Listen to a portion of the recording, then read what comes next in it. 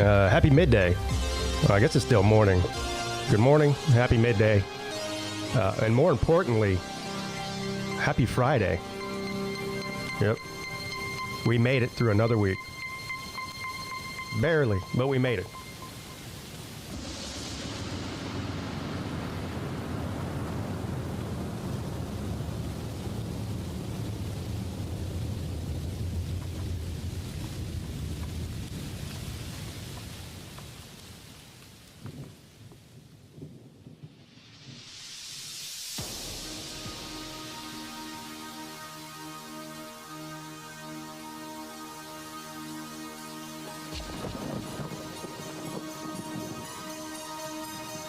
I got a couple of stories from yesterday that are pretty funny.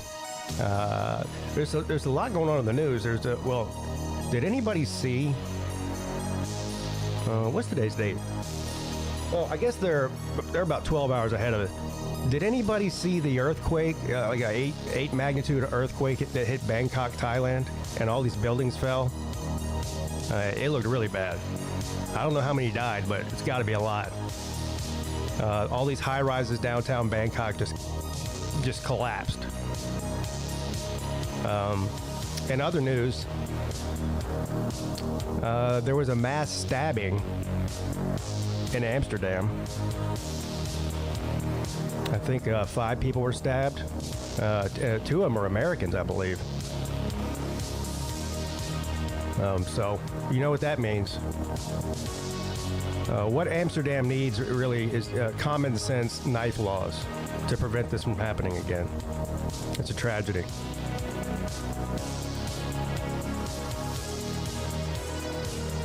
No, seriously, it is a tragedy. It's terrible. But it's just proof if somebody wants to kill people, they don't need a gun to do it.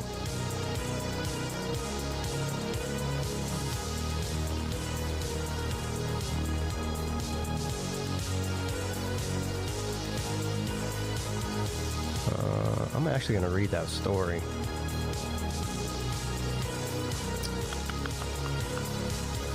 Where is it? I haven't read the story. As a matter of fact, I just learned about this about 5 minutes ago. I guess this was yesterday.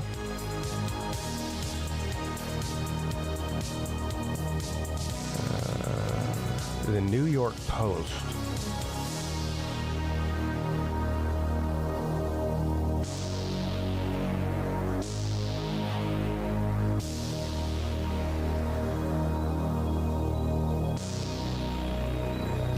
Boy, the New York Post is nothing but a freaking pop-up ad site these days. Holy shit. I guess it's because nobody's buying their newspaper anymore, so I gotta get all their money on online advertising for idiots like me that click on their stupid... Look at this. Every time I click a pop-up ad, another one pops up. You can't even...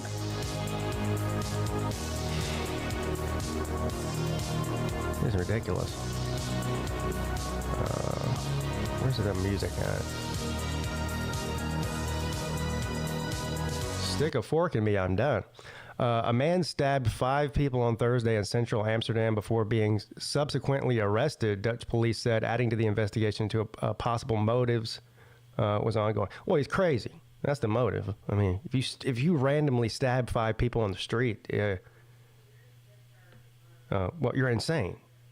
The stabbing rampage occurred on Thursday afternoon. Police officers quickly arrived at the scene and soon arrested the male suspect who was carrying an injury to his leg. Okay, whatever that means. Dutch authorities said that among the victims were a 67-year-old woman, a 69-year-old man, who were both Americans. Look at this fucking... That's it? That's it. Well, nice work, New York Post. You did a bang-up job there. Holy shit. That's with every media there, Dave. Oh, yeah. Yeah, I know. I know. You know, when I used to do the news segment every day, people laughed at me for using Yahoo News. I mean, it's more user friendly than all of these other news sites that I click on, like this one. I mean, they all have pop-up ads on them, but some of them are just ridiculous. Some of them you can't even get through. You can't even read it. You get through one sentence, and then something pops up on the screen. You lose your place, and then you read one more sentence, something else pops up. Like, holy shit, man. Has anybody ever won so much that they got kicked out of a casino? Well, actually, I do know that happened to you know Dana White, the owner of the UFC. He got banned from where was it? Mandalay Bay. It was one of those casinos. He won like $3 or $4 million one night, and they told him that he wasn't allowed to gamble there anymore just because he won so much money. And of course, that was a place where he was holding UFC events like on a regular basis. So he's like, okay, I can't come back here, you fucking idiots. I'm pulling the UFC out of here. I'll go to another casino. I mean, that was the dumbest business move in the history of business moves. But so I was watching the morning show yesterday morning. Well, I was listening to it because I was working, and this is a whole other story I'll get into. Yesterday was my first day, yard spring day. And I'm not normal when it comes to the first day of spring yard work, okay? I'm a true professional. I got a whole plan, itinerary. Anyway, I'm listening to the morning show while I'm working out in the yard. And Uncle Lou's on there spinning roulette on the Gypsy app. You know, the app that we use to do the sports betting on. They have a live casino in there. Now, I've always known there's a live casino in there. I've never gone in there because I just always assumed that it was just video poker and video roulette. Like there's no people, like real people involved. So I don't trust it, right? Now, to be fair, I still don't trust it necessarily, but I trust it more when there's an actual person.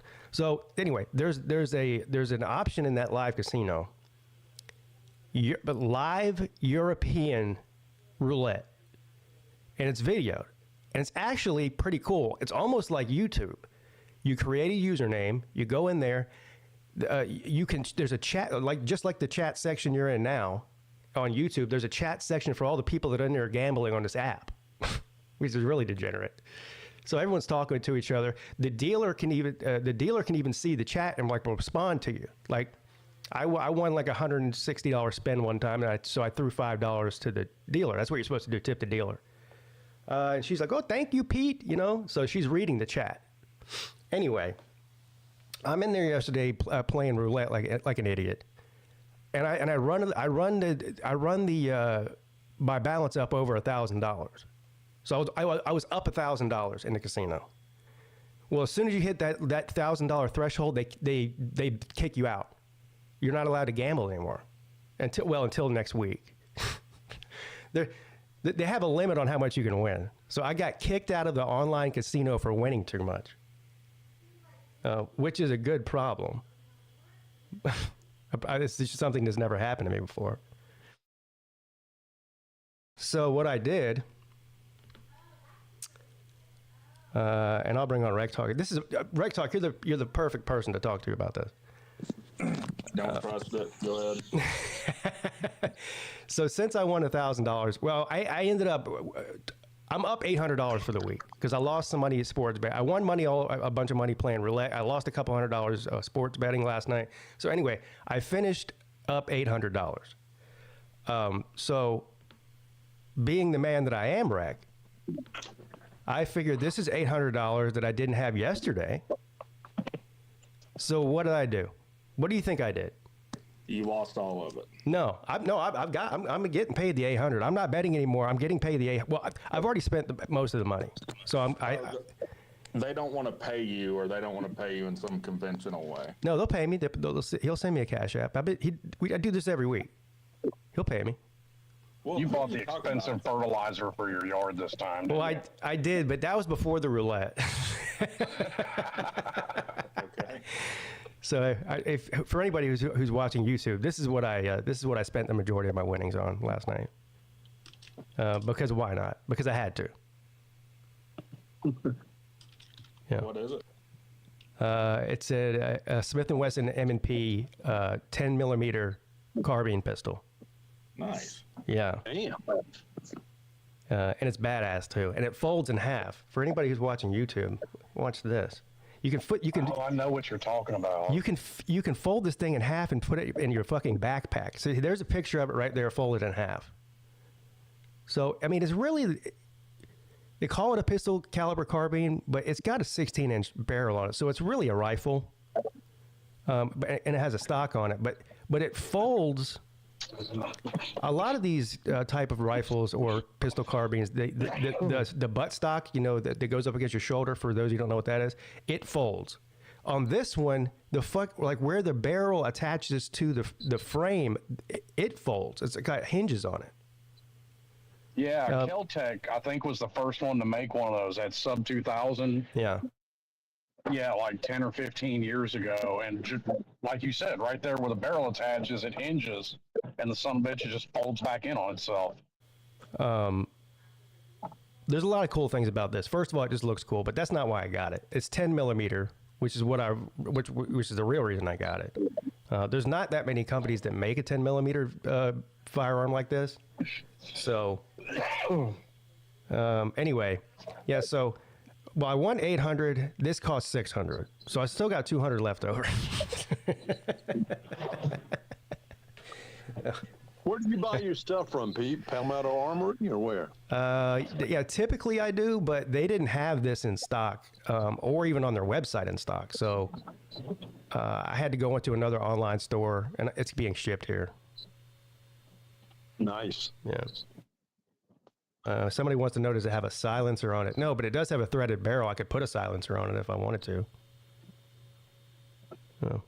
Anyway, that'll be fun. How you guys doing?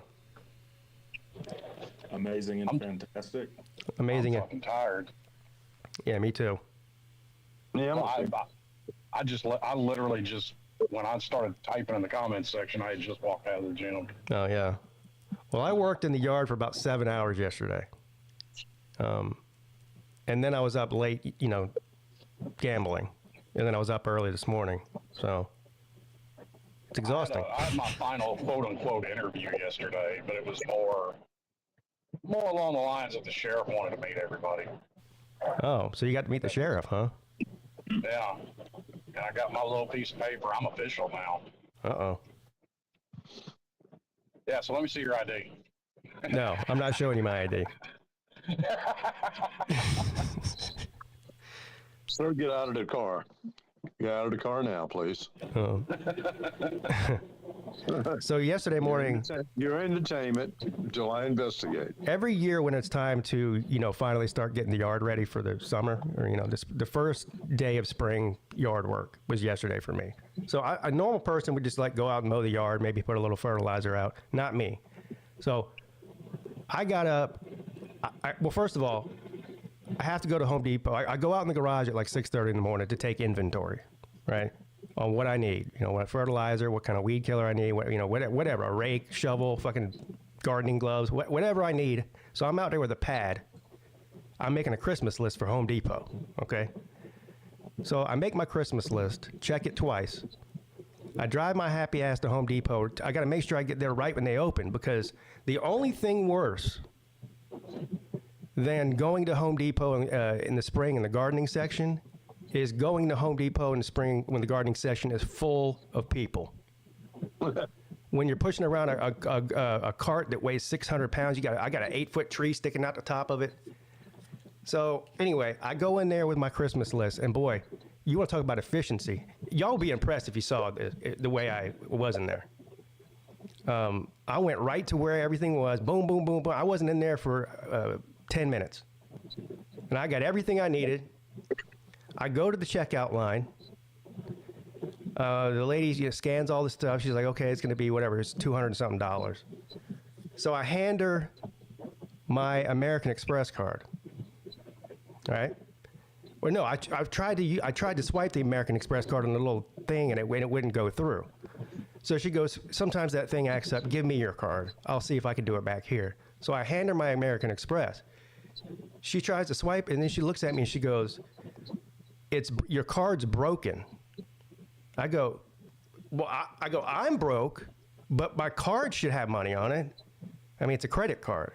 No, she goes, no, your card is broken. And she showed me it was actually broken. Like there was a big cut in it. So anyway, so I was like, so okay. She goes, do you have another card you can use? I go, I do, but I'm not using it. I'm using the American Express. This is how I pay for my kids' Christmas presents every year, with the rewards from the American Express. I'm not using another card. I said, I know you can just type in a number or something back there. You just type it in manually. She just didn't want to do that. So I made her, and it worked. But I was like, do you want my kids not to have a Christmas present this year? Is that what we're doing? Oh, wow. You hit them with that. Well, what does she want you to do? Just go get another card and come back? Well, no, I had my bank, my debit card in my pocket, which I could have used, but I try to make all of my purchases with my American Express. Then, like I said, I get enough rewards points by December to where we buy our kids Christmas presents with that money. We get like, yeah. See, I basically did the same thing, but I don't use American Express. I got a Bass Pro card, and I let my points accumulate on that. That's how that Smith & Wesson M&P Shield 45 I bought. Mm-hmm. I had enough points accrued on there. I paid $50 for that gun. Wow, that's awesome. We don't have a Bass. You go to Home Depot often, Pete? No, I try to avoid going there if I can. Okay. I only go there like if I need something very specific that only they have. I've got a Home Depot card, but I've used it only once, and I bought a dishwasher with it. Yeah. Well. Do you pick up any slave labor while you're there to actually do your yard work? No. But okay, one, and Ernesto, come on, get in the back of the truck. I might have told y'all a story on the cruise. You remember if, like 6 weeks ago or something, I told you I had to fix my dryer? Yeah. You remember that? Yeah, so I fixed my dryer. Well, I thought I fixed it. So it ended up breaking again. The same thing was wrong with it. So I'm like, okay. I don't know what's wrong. I got to call a real professional to come in and look at this thing. So the guy comes over. He takes the entire dryer apart. Well, I told him what I did the first time. I said, I replaced this little fuse switch, and that fixed it, and it worked for a few more weeks, and then it stopped working again. He goes, okay, I'll diagnose it. So he spends like 3 fucking hours here. He took the entire dryer apart. And he comes downstairs, and he's like, well, I got some good news, and I got some bad news. I'm like, okay. And he goes, well, the problem is the same as what you fixed. It's like a $5 part. And he goes, you must have just got a bad part.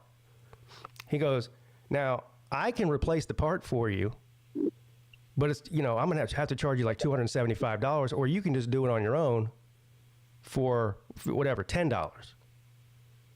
So I'm like, okay, yeah. But I also had to pay him $100 just for coming out. So I was like, okay, thank you. Thank you for being honest. You could have just gouged me and told me something else is wrong with it, and I would have had to pay you $200. Well, make a long story short, I go get the actual OEM part that he told me to get. He said, don't get some cheap part off Amazon, like for a dryer. Like, get one that's fucking actually for this Maytag dryer. So I do. Change it out again. Guess what? Doesn't work. Yeah. Doesn't work. He did tell me there's a small chance that it's the main motherboard or whatever on there, and if that's the case, then you may as well just get a new dryer, because that's going to cost you $500 to replace. Yeah. So I had to drive up to Home Depot and buy another fucking dryer. They don't make appliances like they used to anymore. They just don't. I mean, the dryer was. Well, we moved in here, so 8 years old? That's not that old, is it, for a dryer? Well, they decided to put electronics in them instead of keeping them mechanical. It's the same thing with cars. Like, that shit just, it doesn't last. Yeah. Why didn't you use your casino winnings to buy the dryer? Because I was losing that week. Sounds perfect. Yeah. No, we only had a dryer for 3-4 years, and the damn thing went kaput.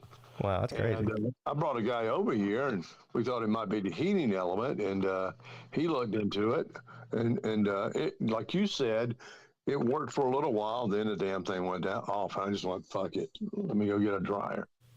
He did find some stuff in there whenever he took the whole thing apart. You know, I mean, there was like all those missing socks. There was like $10 worth of loose change in there. There was a house key that I've been missing for years now. There was a house key and another key that I don't even know what it goes to. But I'm legitimately looking for about half a dozen socks at the moment. Yeah. Well, I mean, if the devil exists, it's somewhere in electronics. I'm certain of that. Yeah. Well, turns out it wasn't my fault that the dryer broke again. The dryer was just shit. So I don't know, man. It sounds like a couple of keys and loose change are probably not good for a dryer. Yeah, they were down at the bottom of the dryer. They weren't affecting anything. Are you trying to blame Pete? Yeah, he wants to try to find a way to blame me. Yeah. Actually, I didn't say the change was Pete's fault. I'd put the change on the kids for anything. That's such a female thing, dude. What did you do to it? And also, kids lose keys before anybody too. I guess. Well, one time my son, when he worked at Starbucks, you know, he doesn't work there anymore. It's a whole other story. But so he would have like an apron with a ballpoint pen in it. So he went to wash his apron one day and left the ballpoint pen in there, and he put it in the dryer too. Oh, and the fucking pen exploded inside the dryer. Oh yeah. And all of his clothes were blue. The entire inside of the dryer was blue. That damn. That shit. And I made him clean it. I made him get paper towels and nail polish remover and scrub that thing for like 3 hours because I was like, I'm not getting a new dryer because now it turns out 3 weeks later the dryer goes dead, so it didn't matter. But now see, I probably am right for blaming the kids. Yeah. Well, it's Pete's kid's fault. Well, apparently, because I had to Google it, I was like, what do you do when a pen explodes in a dryer? I had to Google it. Well, apparently, it's a very common problem because there was a lot of answers on there. Oh, yeah. Well, you know what happens is a lot of people load up the damn dryer with so much laundry that you just put such a heavy burden on the wheel to turn and everything else, and then they wonder, why didn't all my clothes get dry? Well, don't put a shitload of clothes in there. Put a little bit at a time. Yeah. And my damn stepson, I swear to God, I had to get on to him and say, because he would come in and wash and dry clothes every damn day. I said, pick a day to wash your clothes and dry your clothes. Not every damn day, because you're running at my electric bill doing that. So that was the dryer went kaput right before we went, the day before we were going on the cruise. And I had to do laundry for the cruise for me and my wife, and I had to do laundry. We had to do laundry for the kids while we were gone, right? Rough. So I had to go to the laundromat. I had to go muck it up with the poor people. Now, see, Scott, I'm actually going to disagree with you. Like, to the very point you made about not overloading the dryer, do laundry every day or every other day, and you don't have that problem. Well, yeah, I mean, but you know what? I do my laundry once a week, every Saturday morning, and, I might have a full load of wash, and if I do, then I'm taking half of it out and drying it, and then when it's dry, I'll take the other half out. Yeah. So it's not... I get like that's easier for you, but I have 3 small children. Like, chances are they're going through 2 outfits a day because they're small kids. They get shit all over their clothes. Yeah, that makes sense though. That makes sense, Slim. But there's one guy, okay, my stepson, washing and drying his damn clothes every damn day. Well, maybe he only owns. Maybe he's like Sea-Dog and he only owns shorts. No, he had a shitload of clothes. He had a shitload of clothes.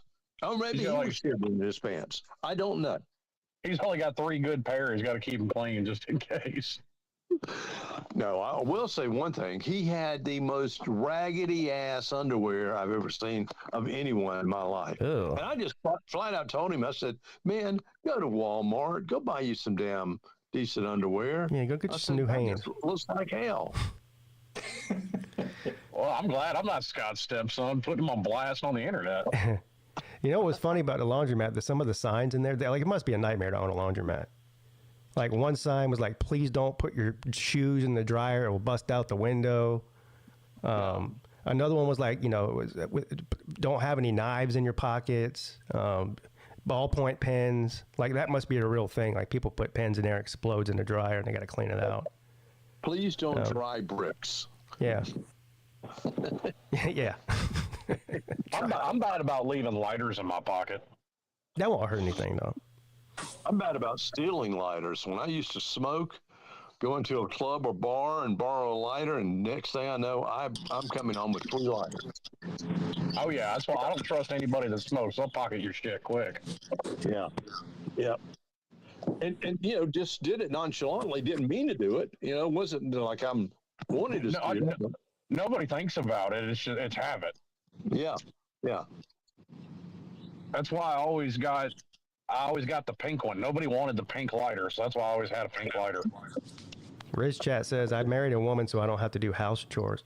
Well, if I don't wash my own clothes, they won't get washed. She's not going to wash them. So, I don't. Yeah, and every single guy on the internet says exactly what he just said. Yeah. No, I don't do her laundry for her. She does her own. We all do our own laundry. Yeah, that's what Holly does her own. I do my own, So, no big whoop. And Right. you can make Repeat do his own laundry? No, she does his. I don't do. I only do mine. I'm selfish. Oh. Yeah. Dang, bro. I get it. Sometimes I'll do his. Like, sometimes if I only have like half a load, I'll go gather up some of his and throw them in with mine. But my oldest son, he's like Scott's. Like, he'll wash one outfit. It's like, bro, what are you? Washing and drying one outfit. Then you have to just do it again tomorrow. He wants to wear it again. Yeah. Have you ever had a maid? A maid? No. I've thought about hiring a maid and then maybe risen her up, You know what? I thought about getting a maid. Red, get off the hub, man. Yeah. That shit ain't real. Oh no, you're stuck in the dryer. Oh, she's stuck in the dryer again. Only one way to get you out of there. Yeah. I know. Those laundromats that you had to go to. Now there's a place where the cops show up and say, get out of the car. I'm detaining you for a moment. I smell weed in the car. And I may have told this story, but I think I saw might have been a fucking genius on TikTok, which is funny because they were on TikTok. But they needed a new washer and dryer, and they found a laundromat that was getting new washers and dryers. And the laundromat literally just gave them one of the old washers and dryers that were there. Yeah. Like, you can't overload those things. Yeah, those are industrial. Yeah. So what they did was they just unlocked the little money tray, and they just keep putting the same $1 worth of quarters back in it over and over. That's funny. Wow. Now that does look a little ghetto as fuck that you're using coin operated fucking washer and dryer in your house. So what? Hey, it's free. Yeah, those dryers are legit. Through that. You can throw like 3 or 4 loads of laundry in one of those dryers. They're so big, and they dry it in like 15 minutes.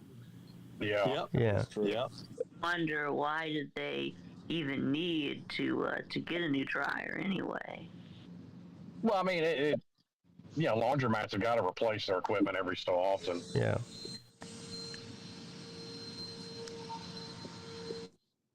Wait, is Colby vacuuming? Yeah, probably. Oh, is that Colby? Yeah, Colby's in here. I don't know what he's Turned doing. him into a house husband already. He did one of these deals where he joins the show just to hang out and not talk, I guess. I don't know what he's doing. I don't know. I don't He know should how have to put talked myself to on me. mute because I'm in a hotel and the guy started vacuuming in the Oh. little conference room. I snuck So out in. so that's the story you're going with? You're in a hotel and somebody started vacuuming? Yeah, see? Oh, okay. You weren't lying. Well, tell him you're doing Pigskin Pete right now. He needs to go somewhere else. Yeah. That's why I'm sitting. I haven't gotten out of my truck yet because I know that little robot fuckers in there going around the living room right now. Oh, and you call me bougie. You got a fucking robot vacuum cleaner? You got a. I got a robot vacuum cleaner. I'm gonna be completely honest. Like, my wife said she wanted it for Christmas. I thought I was being set up. Like, am I the only one that would think it's suspect if your wife says she wants a vacuum cleaner for Christmas? Yeah, that sounds like a setup to me. You're right. Why is that a setup? Because that's the one thing you're not supposed to buy a woman for Christmas, Vic. Yeah. But if it's a Roomba, then she doesn't have to use it. Yeah, we used to have, I think it was an iRobot, or I don't know what it was, one of those Roomba things. But the fucking cat is terrified of it. Oh, that's awesome. That makes it more entertaining. No, like it was legit scared her, so we stopped using it. iRobot was a movie with Will Smith. Oh, I'm pretty sure it's that was a brand. That was one of the brands of those robot vacuum cleaners. Yeah, I think that's what we had. Yes, probably. I guess they named it after the movie. I guess. I guess they like Will Smith. iRobot vacuum. Mm-hmm. See? That's what I got. Yeah. iRobot. Yeah. I got the Roomba. I was smart about it. I bought one of the factory refurbished ones. So I only paid like $200 for it. We didn't even buy ours. Somebody gave it to us like as a gift. I think somebody got it to us as a housewarming gift when we bought this house. I can't remember. We definitely didn't buy it though. The only problem with mine, it always gets stuck under the refrigerator. And I'll hear it, dude, error. Mine will get stuck under the bed because that's where my wife puts all of her shoes. Have y'all seen one of the lawnmower ones? Oh, yeah. I have seen those. Yeah. And I could absolutely see Pete buying one. No, I enjoy mowing the lawn too. It's exercise too. Well, yeah, that's right. Yeah, you got one of those little quarter-acre lot. Like, you can weed eat your yard in 15 minutes. Yeah, yeah. Well, it takes me about 20 minutes to mow it, but I mean, I don't know. I got one of those electric lawnmowers a few years ago. Best decision ever. There's absolutely no reason when you have a small yard to have a gas lawnmower. Is it the Go lawnmower? Is that what it's called? No, I got mine off of Amazon. It's called a Sunjoe. Okay. Yeah, it's like yellow.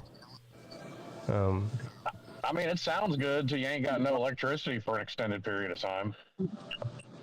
Yeah, well, I mean, I mow the yard once a week, so How long is battery life on those, Pete? Well, it takes me, like I said, it takes me about 20 or 25 minutes to mow mine, and I think the battery is like supposed to be like double that. It tells you because there's different like ones you can get. Like it'll ask you when you're buying it, like how big is your yard, because they'll just give you the one with the smaller battery. Acres. Yeah, if you want to buy the one that costs twice as much as that, then it probably lasts for 2 hours. But mine only lasts for like 30 or 40 minutes probably. Okay. It still takes me 2 hours on a zero turn to cut my yard. Like, yeah, that's just not. Wouldn't work for me. You got some acreage there, then, don't you? Yeah, I got a little over an acre. Guys, I got it. No, all right, see you later, Scott. You should tell everyone your casino story. My what? Your casino story. Yeah, I told it at the top of the show how I got kicked out of the roulette room. Oh, I missed it. Yeah, I figured out why. There's a limit on how much you get. I don't know if the Gypsy sets that price or if they do. I don't think he does. I would guess they do. Well, the message they sent me said contact your agent, and it's him. So he has the ability to change that limit. Yeah. Oh, yeah, he probably does. Now I was smart. I could have probably texted him and said, "Hey, up my limit in the live casino," and he probably would have went in and did it. But then I would have lost the money. So I was smart. I just took the money and ran. How were you betting? What do you mean? Like what? You were on the roulette table, weren't you? Yeah. What were you winning on? Oh, I was playing mostly the outside, but you saw that last screenshot I sent, right? No, I didn't. Yeah, because you reacted to it. The last hand. Oh, when you put fives on it, yeah. Yeah. So I basically almost covered the entire board. I won like $200 on that spin, and then immediately when I won it, 2 seconds later, the message popped up and was like, "You can no longer play." I'm like, "Fuck." So there's a live girl doing it? Yeah, she's in Europe. Was she like talking and stuff? Yeah, like she that? talks to you, like she reacts to you. There's a whole chat room in there, like that. It's almost like a YouTube comment section of people who are gambling. Did they at least get you a better looking chick to spin the marble than what you get at most casinos? Yeah, she wasn't bad.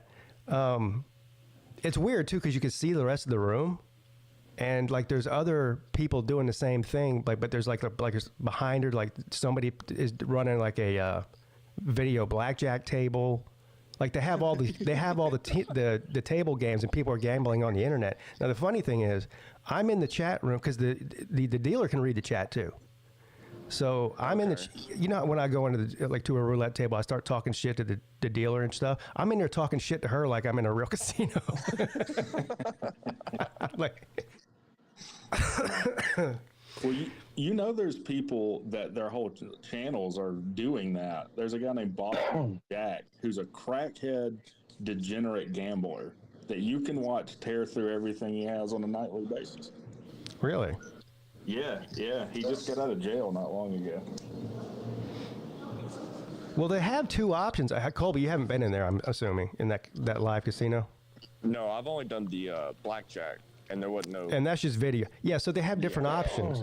They have just the regular video roulette, which I do not trust at all. And then they have the live one. They call it European. It's a single zero roulette, too, which is rare. Oh, yeah, you like that. Yeah, it's like an ATM machine. Oh yeah, Pete loves him some zero. Got me hot on it too, if I'm just being honest. Yeah. Well, they try to get you. Most places have double zero roulette, so essentially it lowers your odds, right? The more numbers that are on the board, the less chance you have of hitting one, right? So. Right. So the single zero roulette typically in a regular casino is in the high roller room. It's $100 minimum bet if you want to play the single zero roulette. Well, on the Gypsy app, there is no minimum, so you can bet $5 if you want. Okay. Yeah. What time was this? Oh, this is even worse. This is like 7 o'clock in the evening.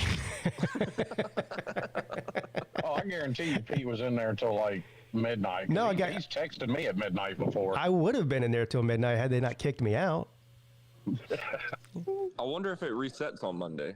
It must. Yeah, it does. So what it is you know how on the sports betting side of it you get a $500 credit to start with? Yeah. It's the same thing in there. Oh, it's a different 5. It's a different 500. Yeah. Oh, but whatever you win, goes towards, I don't know, it's weird. It goes towards your balance, your regular balance. Oh, your betting sports balance? Yeah. Huh. Your main balance. Now, I don't know how, I'm trying to figure out how they make money because I'm not paying them and they're not paying me. I'm doing business with the Gypsy. So how are they making money? They're probably hitting up on. They're getting a percentage from the Gypsy. Probably. Yeah. That's got to be it. Yeah. God, I wonder how many people they have doing that. It must be a lot if they got a whole room full of live dealers. Right. I wonder where it's at. Oh, shit. It's probably in some fucking busted up warehouse in Germany somewhere, like. in a non-extradition country. Was she American when she was talking? No, they're actually Europeans. And they switch. It's just like a regular casino. They switch the dealer out at like every 30 minutes or something. So it's not just a woman. Like there was a guy on there. He sounded like Irish or something. She sounded like she was like German. So I don't know where they're getting these people from. That's a good question. Who would want to do that? I don't know. Because you're filmed on. Any dealer, I guess. That is a good point, Rick. Because they are on video. Yeah. Like at a casino, like it's not like you can film anybody in there. Unless whatever they're doing is legal in their country, so it doesn't matter. I'm about to say, the captain had his fucking camera going to the casino, so I don't think they really seem to care. Yeah, but that was I'm not saying legally. I'm just saying I wouldn't want to be dealing on the internet. Oh. Well, as long as it's legal, who cares, you know? I mean, if you're in a non-extraditious country, who really cares? I say that as I have a channel, but anyway. Yeah, I'm not saying it's coming from a guy that has a YouTube channel. Why are they filming my ass? Let me go make a video. Yeah, what kind of idiot would put his face on the internet? Never mind. I've come to the conclusion yet again that I'm the dumbass. No, I sure wouldn't. My hair's fucked up. I can't be doing all that. Colby, what are you doing and where are you? Detroit. Why? Detroit. Wedding. You're at a wedding? Yeah. God, that sounds fucking terrible. Damn. It was like outside of Detroit. It's like summer something. I don't know where I'm at. But outside of Detroit. What I mean, what's the city like? I've heard that, you know, that they've cleaned it up a lot. It looks a lot nicer than it used to be. We came straight here from the airport, so we didn't really get to go. I think we're going sometime today because the wedding's tomorrow. So, I had to take a load to Detroit 4 or 5 years ago, and I mean, unless they've really cleaned it up since 2020, this was probably in 20 or 21, it looked like shit then. the downtown area did? We were up here a couple years ago and went downtown, and it wasn't. I thought it was going to be a lot worse, but it wasn't bad. I didn't end up downtown. The only time I've had to deliver downtown was downtown Atlanta. Yeah, I think probably like the surrounding areas of Detroit are still probably pretty rough, but I think they spent a lot of money and time like making the downtown area nice again. Yeah, you gotta get it. It gets rough once you cross 8 Mile. yeah, go find Eminem's old house. Yeah, we did pass 8 Mile. I remember seeing the sign for that. Did your knees get weak? Mom spaghetti?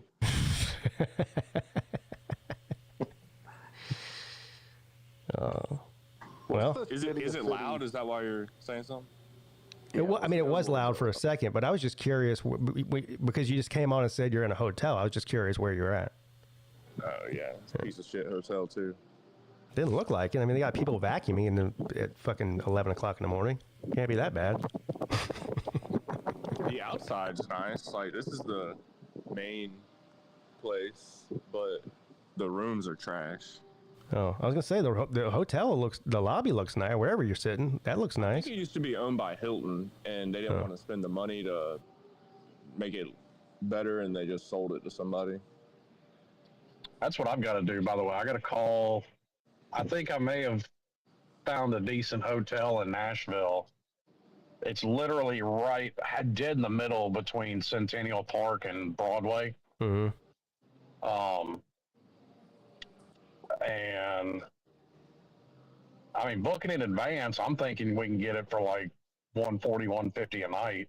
I'm gonna call them today to be sure. For the Slav Olympics? No, I'm putting something together for he's trying to put a bid together.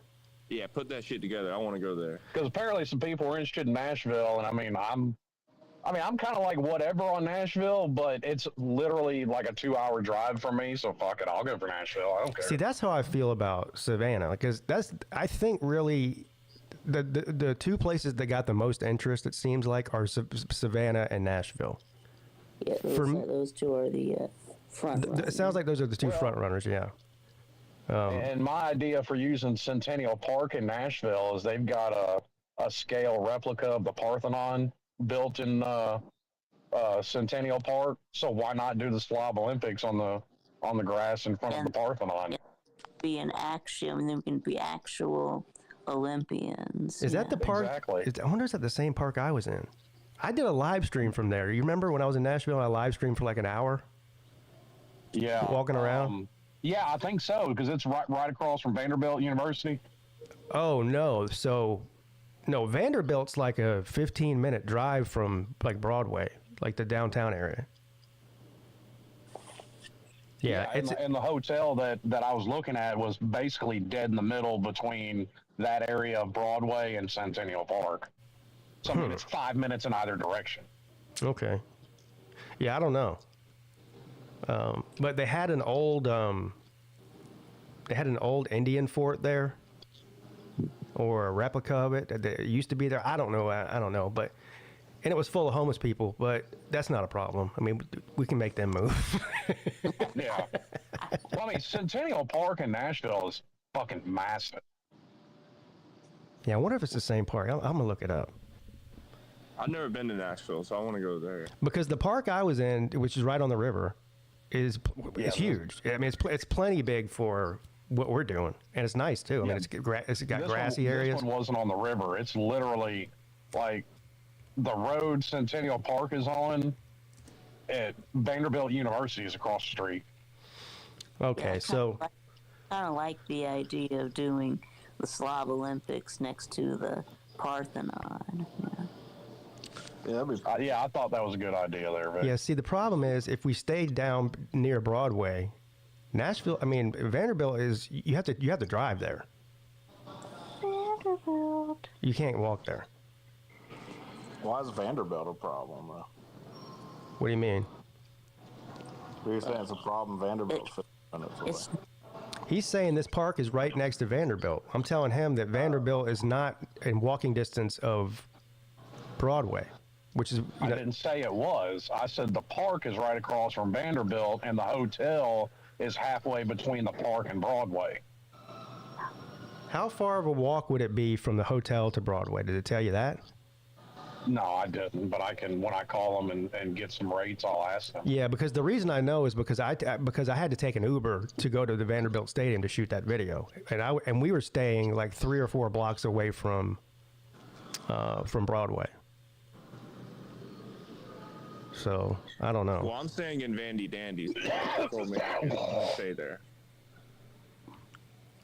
But again, even if we don't do it in Centennial Park, if our hotel, if it's too far, if everyone has to drive there, the other option is there is that park that's right at the end of Broadway. That is in walking distance. So I don't know. It doesn't matter to me. I doubt everyone wants to have to Uber to where we're doing the event. Is all I'm saying. If we do it in Nashville, I'm going as Recce Tonk. I'll get one of those bedazzled jackets. I don't know. Going by that conversation that we had on the Lunch Money show, I may just go full bore and dress up as a cowboy and show up. Yeah, I think I might have to do that too. Yes. I'll go buy some chaps. I don't care. Yeah, I mean, I've already got the hat and the belt. All I need is the boots. I guess I need to like borrow a pair of my son's jeans just to make them super tight. There you go. Yeah. I think I could pull it off. Yeah. You have to beat the ladies off of us. You gotta get some spurs for your boots. Yeah. I was actually going to buy a pair of boots. We went boot shopping. If you go to Nashville, you have to buy something, either a cowboy hat or you got to buy something. I mean, it's just. Well, I mean, I've always worn cowboy boots. I mean, for 30 years anyway. Yeah. But we went to the boot store. That's where I got this belt. Actually, like I wear the belt all the time. I like the belt. But anyway, that's where I got the belt. That one with the eagle belt buckle on it. Yeah, I'm wearing it right now. But dude, some of those boots get ridiculous. Like the pair of boots that Mrs. Peete wanted costed like $650. Oh yeah, look up. You want to get your feelings hurt? Look up Lucchese boots. Yeah, I don't know. I'm real proud of their shit. But and there was this girl in there that was buying these, I don't know, pink suede like knee-high cowboy boots, and I think the price tag on those was like $1,800 or something. I was like, holy fuck. The most expensive pair I have, I paid $200 or $300 for, but they're alligator skin boots. Yeah. Because a lot of people get like ostrich skin. A lot of people get like ostrich skin for, a nice pair of boots. I wanted gator skin. So that's what I got. I don't know. I'll just take a regular old cow skin. Yeah, it's a good old pair of Justin boots. That's all. I don't know. I've got, just regular leather boots too. Yeah. But I wanted a fancy pair. Yeah, I must have. This mini bar just opened, so I'm gonna go hit it up. There's shit to do here. Okay, well, that doesn't sound like a good have fun, idea. drink responsibly. Well, what should I do, Slim? What do you mean? Things that aren't a good idea. I might go read a book. I brought the Dexter books with me. What do you mean, Dexter the serial killer? Yeah. Oh. He has like a trilogy of books. Is it the same as this? Because I know how it ends. Yeah, I think it is. So I don't know. Yeah. Well, I might go watch Silo. What is that?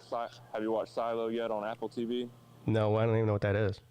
Oh, you should watch. You would like it, Pete. It's the world's ended, and they're like trapped in a silo. Well, not trapped. They like live in a silo, and there's like mystery behind it and stuff like that. Boy, you couldn't have explained that any worse. I still have no idea what your fucking thing's about. It's about a silo. Okay. The world is ending, and these fucks are living in a silo. Okay. All right. Yeah. Sounds great. Like you mean like a missile silo? No, like a grain silo. Yeah, which right? Yeah. I imagine a grain silo. I've seen some people make some cool ass houses out of recycled grain silos. That's interesting. Anyway, go watch Silo. All right. I'll put that on my list. Mm-hmm. Who the hell's all of a sudden got a bunch of feedback? Not me. No, you've been here.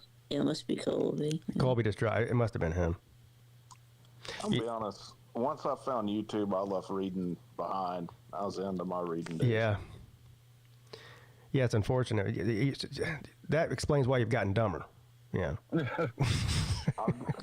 Hey, maybe that's why I've gotten smarter, because I wouldn't necessarily read, but I'd put on some audiobooks while I was driving. Yeah, I have all this useless knowledge now. Yeah. Oh, I'm full of this knowledge. Like, my dad used to always tell me that. He's like, man, you know, like all kinds of shit that's never going to do anything for you. I'm like, yeah. Yeah. Thanks. Thanks, Dad. It's good for bar conversation. Yeah. Yeah. Did you know that? Oh, it's great for it.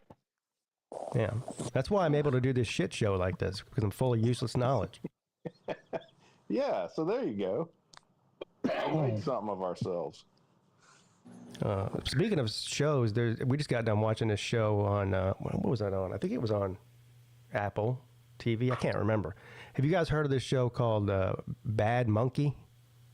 No. Yeah. On the morning show, as you said, that Lou should watch. Yeah, I told him to watch Bad Monkey, and he said no. And then Lou got mad, because he thought you were talking about his cat monkey. So no, you mean that little critter running around his house that doesn't care about him? Yeah. So that's why you didn't. Why Lou got mad? He's like, yeah, no. The name of the show is Bad Monkey. It's good. It's Vince Vaughn is the main character. I don't know. I want to give away the whole show, but essentially he's a detective in the Florida Keys. So half of the show takes place like in the Florida Keys. The other half takes place in Miami. What do you watch it on? Is it on like Netflix? I believe it was on Apple TV. I can't remember though. Let me look it up. Vince Vaughn looks like he could whoop somebody's ass. Well, he's a big dude. Yeah, he's like 6'5". Yeah, he's big. Bad Monkey. I didn't think I was going to like it because I was like, Vince Vaughn, like it's going to be a comedy. It is funny, but it's not, I don't know how to explain it. It's also a drama. Yeah, Apple TV. Well, Prime Video, Apple TV. Either one of those. Okay, well, I got Prime, so I might be able to check it out. Well, I think you access the Apple TV through the Prime Video. So, if you do you have a premium subscription to Prime Video? You should. If you do, you probably get Apple TV for free. I don't know how all that works. I don't think so, but I don't. I think they have a bunch of like add-on channels that you can pay. Yeah, or you can access HBO or MGM has a channel. Paramount Plus is on there. There's 10 different add-on channels on Prime Video, and of course you have to pay separate for all of them. That's how they get you. Oh yeah. Yeah. That's why exactly what I said was going to happen happened. You have to get now 10 different subscriptions to watch everything you want, and you're paying just as much as I pay for DirecTV. So there's Apple TV, and here's the other, this is what really pisses me off. There's Apple TV, and then there's Apple TV Plus. So that show is really good too. How many of you guys have seen the show Severance? Negative. Oh my, it's a complete mind fuck. But anyway, so I really wanted to watch it because I heard so much about how great it was. Well, season 2 is ongoing right now, but season 1's been out for a while. So they let you on Apple TV Plus, they let you watch the first fucking episode to get you hooked in, and then they go, "Oh, can't watch anymore unless you sign up for Apple TV Plus." So I'm a dummy. You signed up for it. I did. I had to see it. Oh, gotcha moment. But it's a really good. It's a total mindfuck. It's a good show. Well, I would rather sign up for all those streaming services than ever have cable. That I do know. Yeah, I don't know. How do you watch football? YouTube TV. Well, that's cable. Kinda. No, well, I guess it depends on what you mean by cable. I don't like. Hey, if I need to cancel, I got to talk to 4 different. Oh yeah, you're talking about like an actual cable, like Comcast or whatever. Right. Yeah. Right. And then they rate hike you every year, and then you got to call and work that out. Yeah, What are you talking about? My DirecTV is lower than it's ever been. Mine's under $115 a month. Well, that's satellite. It's not really cable. I mean, that might be that's just never been my experience with it, and it makes me want to. Well, I think because they've had to lower their rates to make themselves competitive. So I mean, at least they've been smart in that aspect. Yeah, I think satellite will still stick around, but the actual cable TV business is going out. Like it's going away because even the cable companies are starting to have their own streaming services because that's all anybody uses anymore. Yeah. Like the local deal with the. And then I get with DirecTV, I get HBO Max for free. Yeah. I don't know. I feel like I've got every streaming service known to fucking man at this point. All right. So you have YouTube TV? No, I have Hulu TV. Same difference, but. You have Apple Plus. Oh God, you go down the list of things I got. Okay, I got Hulu TV. I got Apple. I got Apple Plus. I got Paramount. I got Paramount Plus. I got MGM, Netflix. What else? What is? I mean, are there things available on like Paramount that are not available on Paramount Plus? Oh, absolutely. Yeah. Oh, see, that's a bunch of horse. I know that's what really pisses me off. There's a difference between Paramount and Paramount Plus. Yeah. I have Paramount Plus, but. Yeah, I don't know, Vic, but I know that I don't know about the Paramount Plus thing. That might be the same, but I do know there's a difference between Apple and Apple TV Plus. So to me, that's some shady ass shit there. They're doing the same thing cable does. This is just different cable packages. Yeah. Now. Yeah. Yeah. So eventually you'll have a Paramount Plus. Well, now here's the thing: if you get Paramount Plus, if you upgrade your package with DirecTV, you would get everything that's in that regular package plus what they offer. You don't have to get them both to get everything. No, I'm just saying. Usually with cable, there's like a basic package, and then a better package, and then a big dick package. Well, yeah, and everything that's in the basic package comes in the big dick package as well, but with more. What? But you're saying you pay $150 a month like that's low. I mean, I pay with $75 for Hulu TV. No, I said under 115. Oh, that's still more than 75. Yeah, but you're also paying over 75. You're only paying 75 for one. Do you have to bundle? This is my other issue with it, is like once you get their service, they're like, well, let me ask you this. Who do you have for your mobile? And then you have to go through all that. And then what about your security? Well, no, you don't. I just tell them it's none of your business, and I hang up on them.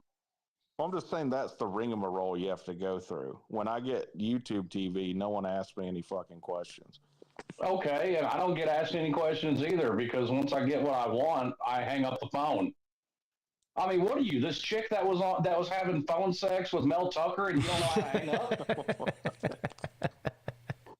All right, dude. You be happy with what you got, and I'll go with what I got. And if you ever call me a female again, I'll split your fucking wig. Uh-oh. Them's fighting words. And actually, Pete, I mean, if you're getting the live TV with Hulu, that's $80-$90 by itself with tax. No, it's not. Yeah, it was when I looked it up. No, YouTube TV keeps raising their rates. Hulu TV doesn't. Yeah. YouTube TV, I believe, is $82 now, but Hulu is still $74.99. Which is bullshit. Yeah. Well, that's just for the Hulu TV. If you want the Hulu streaming, no, everything's included. If then I misunderstood because I looked all this up. Remember, because me and you were texting back and forth. I was asking. This is the reason I got Hulu instead of YouTube because I don't have a preference. Everyone was like, "Get YouTube TV, it's great." I'm like, "Well, okay, fine," but I already had the Hulu streaming service, for the not the live TV, but just the regular Hulu. Well, right. If you get Hulu TV, they lump in that.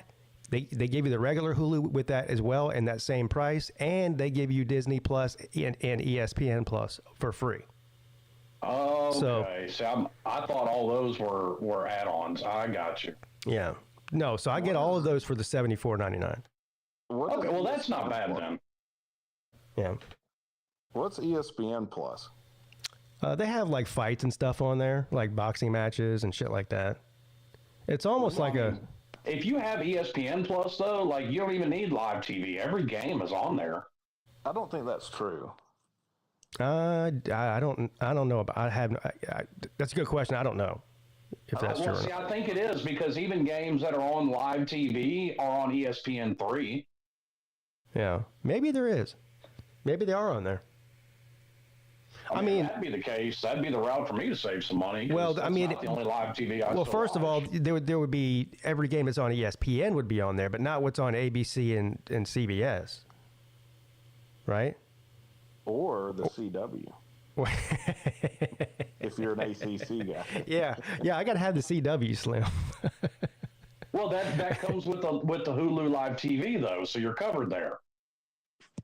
ESPN and Plus. ABC is with the Hulu Live TV, so you're covered there. And ABC and ESPN are both owned by Disney, so that's covered under ESPN. Yeah, ABC would be, but NBC wouldn't, and CBS wouldn't. Well, I don't care about 5 fucking Notre Dame games. Fuck them. They're telling Wet Blanket says ESPN Plus has a deal with the Big 12, so I guess it only has Big 12 games on there. I don't know. This is so confusing. I see. To watch sports today is impossible. I know it's ridiculous, and now they're talking about NFL is trying to make a deal with Netflix. Imagine if you have to have Netflix to watch the NFL. Now, fucking professional wrestling's already gone that route. They're moving over to Netflix. Well, they need to figure something out because that fucking fight, that Mike Tyson fight, was an absolute disaster on Netflix. I mean, a disaster. And that's not that. That's just talking about trying to watch it. That's not even talking about the fight itself. Well, both were a disaster. But they just weren't prepared for that many people to watch something at one time. So no, they weren't. I don't know. I pretty much everybody I know said that their shit crashed. For some reason, Uncle Lou was streaming the fight, and he said that his didn't crash. I don't know why his didn't, but everyone else's did.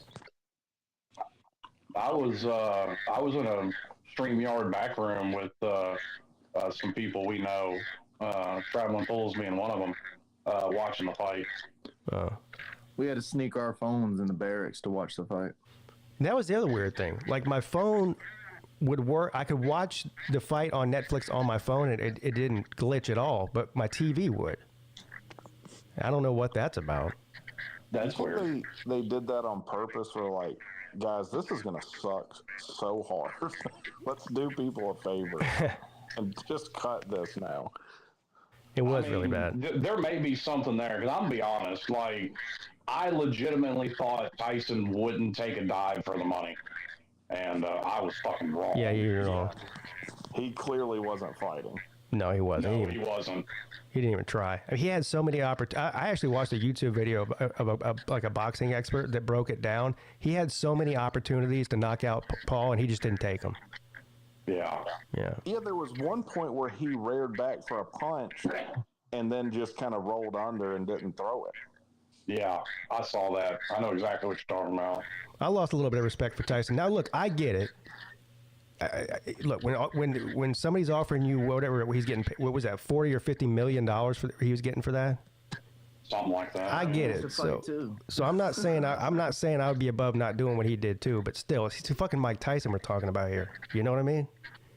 Now, somebody else came out after that fight and said that he was offered a fight with Paul, but it was in the contract that he had to lose, so he refused to take it. Now, I never really had respect for Paul in the first place. I didn't have any sort of feeling about him either anyway at all. But now I just don't like him based on that fight alone. No, I mean, he's a piece of shit. He's ran multiple scams on his own audience. But, I mean, it's not a fight. This is entertainment. It was like WWE, but boxing instead. That's exactly. If it's a predetermined outcome, then how is it not that? Yeah, then it's pretty much scripted. Well, see, here's the thing, though. There are no Vegas lines on WWE because it's predetermined. There are Vegas lines on that shit. Yeah, exactly. And it was sanctioned by the Boxing Association. So how does that work? How can you not pull a class action lawsuit and be like, this is fucking fixed? You know what? Because you have to be able to prove it. Yeah. You know what would have been epic? Boxing has been its own worst enemy for 100 years. What Mike Tyson could have, he's already a legend, but he could have solidified a legend if he would have just went against it and went out there and beat the fuck out of Jake Paul and just said, what are you going to do about it? Like, take me to court then. Come on, man. It would have been so much a better fight. Yeah. I'll agree to let you win, and then he just goes out there and beats the fuck out of him. And like, what are you going to do about it now? I said McGregor should have done the same thing against Mayweather. Just, you're losing in the 7th round. I mean, fuck it. Throw a goddamn Muay Thai kick to his head. Choke him out. Especially when you know Mayweather wasn't going to meet him in the UFC ring or at all. Oh, that fight would be over in 2 seconds. Of course not. No, McGregor said as much. He goes, let me tell you something. If it was a real fucking fight, I'd fucking kill him. Well, he would. Right. He would. Yeah, that fight wouldn't last 2 seconds. Taking a fish out of water at that point. Yeah, Mayweather can't fucking stand up fight like that. With no way. He definitely can't fight on the ground. No, and Mayweather is also a piece of shit.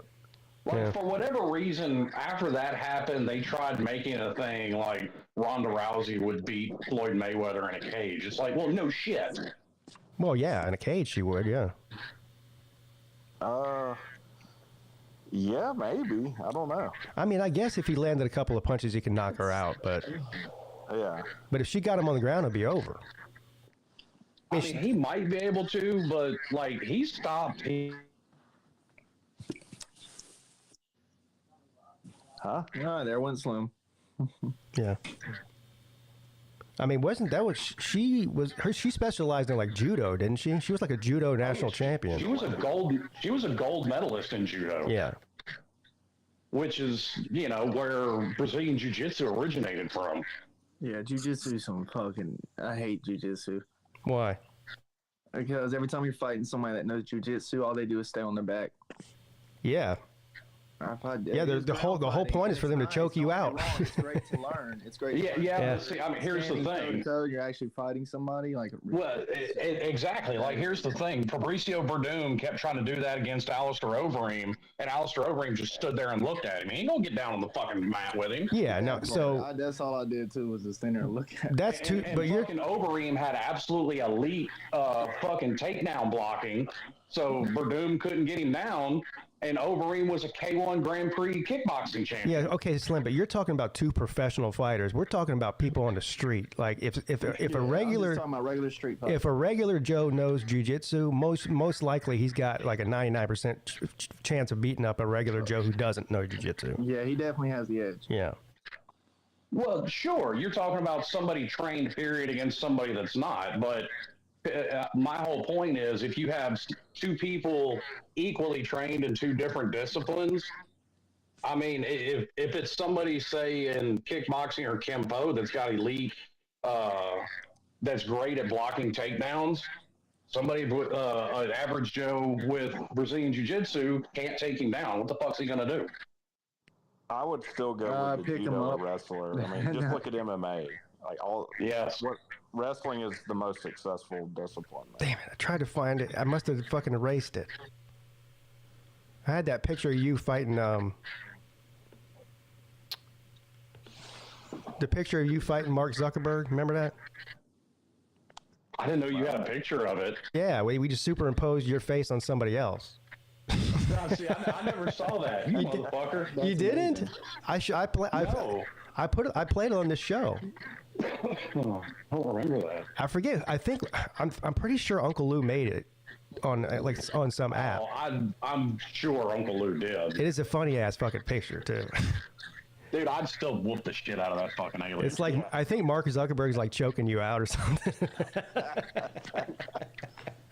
Zuck would make you tap, dude. Like it is. No, Zuck might make me tap, but I'm ripping his scrotum off in the process. There you go. If he has one. Because here's the thing, when you're in the street, fucking anything goes. And I mean, choking somebody out sounds good until they rip your ball sack off. Well, how are you going to do that when you're unconscious, though? Because you know, I've been put in a rear naked choke. You don't just immediately go unconscious. No, but your reasonable, actionable consciousness fades fairly quickly. Yeah, the oxygen in the blood, no blood and oxygen in the brain, things go south pretty quickly. And I tend to agree with you, Rick, but I also used to fight competitively. Well, sure. What does that have to do with getting choked? My reason's going to stay with me just a little bit longer than an average Joe that's maybe been in 2 fights in his life. You might have 5 seconds, right, when you're getting choked, where you can kind of do something about it. 8 at most.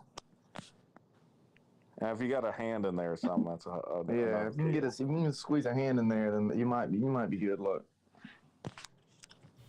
Can we choke each other at the next one? Yeah, I want to see that. Yeah, hey, man, we can put this to the test, Rick, man. I'm down. Yeah, Slim, I'm going to choke you. You trying to rip my scrotum off for Okay. When's this year's Slob Olympics? And hey, if you try to pull a guard on me, I'm just going to try and get my thumbs behind your eyeballs. Okay. I guess I got to train now. Yeah, you got to get ready for this big fight. You got to. Out there. You've got about 11 months to train, so you might be ready by then. I've been solidly going to the gym like 3 or 4 days a week for.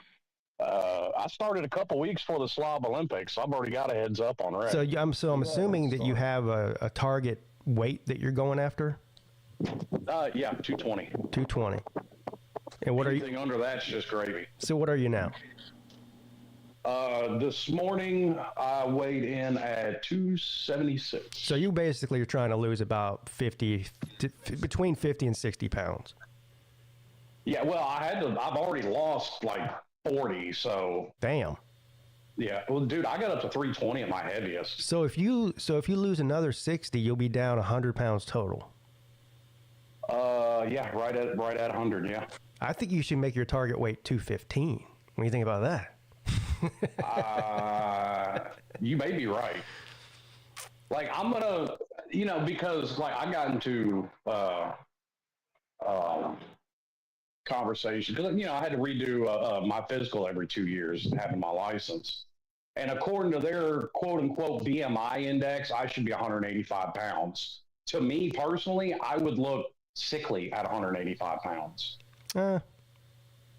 That's I don't want to be that small. They based it on your height. Yeah, being that small sucks. Well, you're right, Pete. They base it off your height, but I just don't want to be that small. I also think I carry around too much muscle to be that small at this point, too. Yeah. I think I heard this on Rogan. They were talking about this guy. Did you hear about this guy that went on a 365-day fast? I haven't heard of 365, but he was like 700 pounds, something like 600 something pounds. Like one of these people you see on my 600-pound life where they can't even walk and get off the couch. Right. So he didn't eat food for 364 or 365 days straight. All he did, I think every day he took like a vitamin IV and he drank water. That's it. He didn't eat one piece of food for a whole year. He got down to, I think, 175 pounds by the end of it. Success. There you go. Yeah, and they said for some reason, because a lot of times when people are that big and they lose a bunch of weight for whatever reason, where they have a surgery, like they have all that extra skin. He didn't have any of that extra skin. How is that weird? Yeah. That's really weird. He didn't have to get no skin removed at all? No, he looks normal. Like, what the fuck? No, my wife's friend has that problem because she's see what you're watching on TV, or I don't know. I think it has something to do with the fast process. Like your skin shrinks with your body or something. I don't know. Well, he would have to do a shitload of sweating too. Like that helps. But you'd think it'd be worse because he's losing the weight as quickly as you possibly can. And as big as he was to have that. Well, no. So over what time period did he lose that weight? Well, 365 days. That's how long he fasted for, and that's how long that was. He went from 600 something pounds to 170 pounds in 365 days. Yeah, I can't. Like if you had done that, say over two and a half, maybe even 3 years, I could understand. Like your skin being able to respond to that. Well, days is crazy. What happens? This just proves So what happens if your body starts to eat itself, right? So if you have that much fat on your body, that's why he was able to survive That's why he was able to survive for 365 days without eating anything, because his body just started consuming all the fat, reserves that he had. Look, if you're going to be lost on a desert island or in a jungle somewhere, you're better off being fat. You can live a lot longer.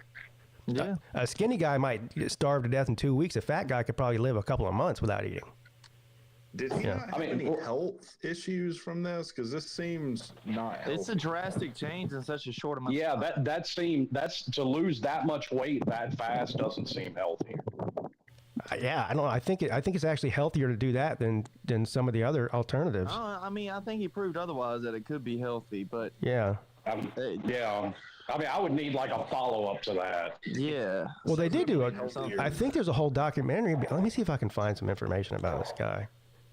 But yeah, I mean, all of his he was severely diabetic. The whole thing, all of his blood work is normal. Like he's actually healthy now.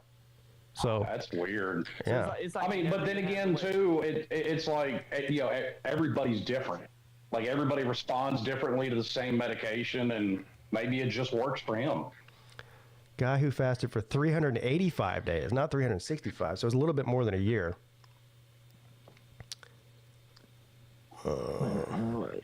He holds the world record for the longest. He holds the world record for the longest fast without solid food. I mean, I'm not eating much. Like, I'm basically consuming around 500 calories at breakfast, and that's all I'm eating for the most part. So what is our weight class going to be? 220? Down to? Well, let's see. 205 is heavyweight in MMA, 205 and above, but 205 is light heavyweight in boxing, so it depends on what you want to go by. It would be pretty difficult for me to get under 205. Like, I'd have to be I'm not trying to get under 205. I'll put it to you this way. If I got to 205, I'd be running around with women instead of fighting you.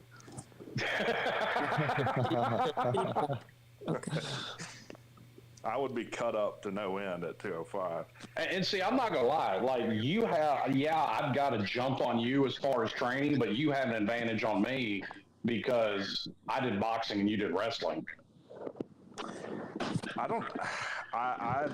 You fought at a much higher level than I ever did, though. Like high school wrestling and Gold Glove is kind of two different levels. Well, I never hit like national ranks or anything like that. I mean, what do I weigh right now? I mean, I won a couple of regional tournaments and, made it pretty far in a state tournament, but that was about as far as I went with it. You're right now, no, 286. All right, I'm 280. So yeah, but he's set the weight class at 220. Okay. So Rick, you're going to lose 50 pounds as well? Yeah, I think this is. This is good. This is the moment. This is the moment right here. What's today's date? March the 28th, 2025, the year of our Lord. Rec Talk has announced he's going on a You need to call Sleeta. He's going on a fitness journey. Yeah, we got to start watching Sleeta's videos now for motivation. Yeah, motivation. Yeah. We're gonna come out of it hating women, but we'll get skinny. Well, yeah, but see, it's all right because I'm already married, so I can't stand my wife half the time anyway. Well, I'm not, so I'm just There you gonna go, be man. an Bros incel, before hoes. There you go. Yeah, we're over here changing lives, man. Yeah, changing lives. You know what? I'm the motivator, not Sleeta. Yeah, PigskinPeete, the motivational speaker. Yeah, this show motivates people to change their lives for the better. Yeah, you turned our hatred for each other into a weight loss journey. Yeah, Exactly. Thank you. You're welcome. I just got mind fucked. Pete just fucked my mind. Yeah. Hard, Stop too. that. It's hard, too. You know, it's ironic. Slim is actually going to be slim now. Yeah, it won't be false advertisement anymore. It's like, when they call the big guy tiny. Yeah. Hey, that was my stepdad's nickname, and he was 6'4" to 350. Yeah. Does anyone know how tall Sleeta is? He never mentions it. Yeah, he does. I think Sleeta's like 6'2", if I remember right. He 6'4". Yeah, I was just about to say he literally put it in the title of his last video. 6'4". Okay. He says he went from 6'4", 160 pounds, which I think is a lie, by the way. That sounds like a cancer patient. Yeah, I saw him at that time. He came to the Slav Olympics, the first one. That was in 2020, right? Well, no. No, 21. He showed up for the dinner. He didn't show up to the Slav Olympics. Whatever. We met him, and so that was when he was, in his words, not, weak and skinny and bony and whatever. He was not 100. There's no way he's 160 pounds. He's lying. I mean, what do you weigh, Pete? I weigh 165. So he weighed less than you? Yeah, that's what I'm saying. He's lying. Dude, he had to have been 140, 150. What? No, he weighed more than 160. He had to weigh at least 185 or something. That's what I'm thinking. He's claiming that this is why he's doing this. He's trying to inflate how much muscle he's gained. So what? I've gained 40 pounds of muscle. Yeah. So instead of saying I used to be 185 and now I'm 212, he's going I was 160, and now I'm 212. It's like no, you didn't gain fucking 60 pounds in muscle, dude. Come on. That would be hard to do with steroids to gain that much. More like 30. Okay. Still, I mean, look, if he's happy and feels great, I'm happy for him. But don't lie about it. Yeah. You know what I mean? Oh, that is one question I have for our fight. Will there be drug testing? No, that doesn't matter. You're totally allowed to use performance-enhancing drugs. As a matter of fact, any supplement. As a matter of fact, we encourage it. It makes baseball more interesting. It makes football more interesting, and by the way, it makes combat sports more interesting. Yeah. Just getting some roid rage in the middle of the game. Well, I've asked C-Dog, because maybe I get him in this. We've talked about doing steroids together as friends, and maybe we could get him in this. Is it true that doing steroids makes your balls shrink? That is true. That's what they say. So. I believe No, I think that's an actual it's a medical fact. Yeah. Yeah, it's called Ganoid. Now, see, I'll be completely clean. I won't go get steroids. I'll go get that testosterone replacement shit. Yeah. Hey, Rec Talk, can I suggest that you start smoking meth? That way you could get down to 220 real quick if you just start smoking meth. You lose weight real quick. Yeah. And we won't give a fuck about fighting. We'll just want to smoke more meth.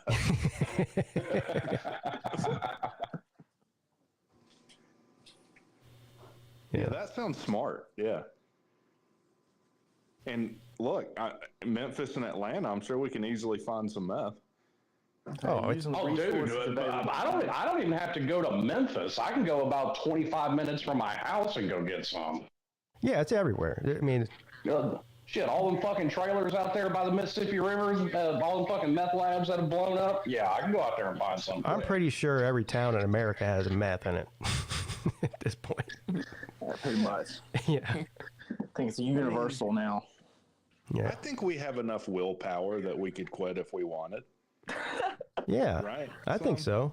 Absolutely. I mean, I was able to put down cocaine, so I mean, why can't I put down meth too? Well, I mean, look, if it gets out of control, we'll just have an intervention. We might have to tie you up and lock you in a basement while you go through withdrawals, but we'll get there. We're That could be a screaming in the problem, yeah. room like, Yeah. energy. Yeah. Who can hog tie Rick while he's going on his meth rage? Yeah, that would be something. Yeah. That'd be hilarious. That could be the fight. Slim trying to hog tie you while you're on meth. The fight's right there. Leave me alone. I'm fine. I just don't want to quit. I've got it under control, I promise. Can I have $5? Can I have $5? Yeah, I never understood why they called it drug abusers. I treated my drugs better than most people. Yeah, you didn't abuse them at all, did you? Exactly. Yeah. I mean, drugs are a excellent short-term solution to your problems. I Yeah. don't think that's arguable. Absolutely. Hey, my buddy Cody growing up, that was his sister's plan. She's like, I'm going to do a bunch of coke and become a stripper. Yeah, alcohol is a good short-term solution too, but my short terms have been going on for 25 years. Sounds like Pete procrastinates about as much as I do. Well, I mean, they make good money, so. Yeah, well, I got to pay for college. Yeah. Well, they make good money for a little while anyway. I mean, nobody's going in there wanting to see the 40-year-old stripper. Speak for yourself, Slim. No, we're not. Oh, that wasn't the plan? Speak for yourself, buddy. You think 40 is too old? No. To watch it naked? I think it could very well be knocking on the door, but it also depends on the person. I don't know, man. 62 is that straight. I could name 3 porn stars right now over 40 Yeah. See? that are Okay, but porn stars also tend to take care of themselves better than strippers do. All right, so I don't know about that. Well, I mean, at least as far as performing anyway, most studios have got a makeup and clothing department, and most strippers are doing lines of fucking coke in the bathroom. Yeah. all right, so can you name them? Yeah, Vic wants to write this down. Can you name them? Just for research purposes. Brandy, Kendra Lust, very good one. Indeed, Brandy right there. Love, and then let me think of another. No, wait a minute. Brandy Love's like pushing 60. Yeah, she's a great example. You're telling me you wouldn't bump fuzz with her? Who's the what's that girl? What's that one's name with the big tits? She's English. I think you're talking about Australian. No, I think she's British. Angela White. Yeah, that's her. Yeah, she's Australian. I think so. I don't think so. I looked at her bio. You know a surprising fact? Like a lot of them are Canadian. Really? Yeah. Canadian. You know what? Let's take over Canada. I'm with Trump now. Yeah, exactly. Yeah, but how old's Angela White? She's got to be over 40, right? She looks good. Yeah. Yeah. Yeah. Yes, she does. Yeah, guys. I don't know, I mean, man. that's kind of my point. Like, they'll sit there and like airbrush every defect off before they do a video. Strippers aren't doing that shit. No, Yeah, Nate. I'd definitely say strippers probably lose their prime a little sooner than porn stars. Yeah, I think they just live a rougher life. Most of them do. Yeah. And that was my whole point. I'm just saying, I think if you look at how some of these porn stars end up, most of them is not great. Oh, yeah. Yeah, no. Not great at all. Yeah, I wouldn't recommend it. Not the It's like you get the 1% who, like a Jenna Jameson type, who goes on to become wealthy outside of sucking dicks for 12 hours a day or whatever. But most of them end up broke and in bad shape physically. too. Down bad. Definition of down bad. I mean, fuck, have you seen Jenna Jameson lately? She looks terrible. Oh, I don't know, but she's wealthy, is what I'm saying. She's got businesses and stuff. You know, she went from being behind or in front of the camera to owning an entire studio. That's smart. Well, I mean, fuck, since 2020, apparently a lot of them are just cutting out the studio and becoming quote unquote entrepreneurs now. Well, I mean, look at OnlyFans. Exactly. Yeah. You got them. Some of them are on there making fucking millions of dollars per month. It's crazy. Yeah. Now, what I do find funny though is one of them was on fucking YouTube complaining that nobody would marry her, and it's like, well, no shit, bitch. Well, nobody's gonna fucking wipe you up. Well, that's kind of silly. I mean, listen, you do what you want. I don't care. I mean, it's a free country. I mean, I date. I don't think I'd marry one. I'd date one though. Why not? But that's exactly her point. Like, she can find plenty of people to go on a date with her, but she can't find anybody to marry her. Right. God almighty. And it's like, well, when you've taken 10 feet of pipe and then come home, it's like, I just saw a story that came across my Twitter feed, and I don't know if, I have no idea if it's true or not, but I think it is. It's this, I guess she's pretty well known in the mega church world, like one of these Joel Osteen types people. She was married to one of those guys, one of these mega church owners. And she left him. She left him, and now she has an OnlyFans page, which she also apparently turned gay. So she does OnlyFans only with other women. Good for her. Yeah, but she it's funny. She left her megachurch husband. Somebody said she went from Jesus to OnlyFans. Like, sounds like she needs to go back to Jesus. I think that's what Travis Barker did. Like, he married a porn star, but apparently she only does girl scenes. Oh, well, he's smart. Like, if you're gonna marry one, that's the route to go right there. Yeah, I agree. Yeah, I ain't got no problem with that. Well, that preacher's mad. Yeah, no kidding. He big mad. Yeah. He's like, damn it. For God to intervene now. Well. Speaking of megachurch. Hallelujah. Oh, you came in at the right time. Yeah. Talking about Boy, as soon as I said megachurch, Ballard got right on here, didn't he? Let me tell you one goddamn thing, son. Jeez. Dang. Hey, Ballard. I bet Ballard's a Joel Osteen fan. Y'all ain't wrong, though. Some of y'all ain't wrong. It's hard to hear you. Well, I can hear. Ballard, since you're here, what is Ballard Sports Media's opinion of these big old mega churches and the Joel Osteens of the world? Yeah, do you go to a mega church, or you go to a regular? Is there such thing as a regular? You know what I mean? Define mega church, because you walk in the great halls of Notre Dame. You don't know what a mega church is? Not that big. They're telling I know what a mega they church break in $20+ million a year clear. The preacher has a $20 million parsonage, that kind of thing. No, that's not me. Yeah, they usually hold it in some kind of giant warehouse.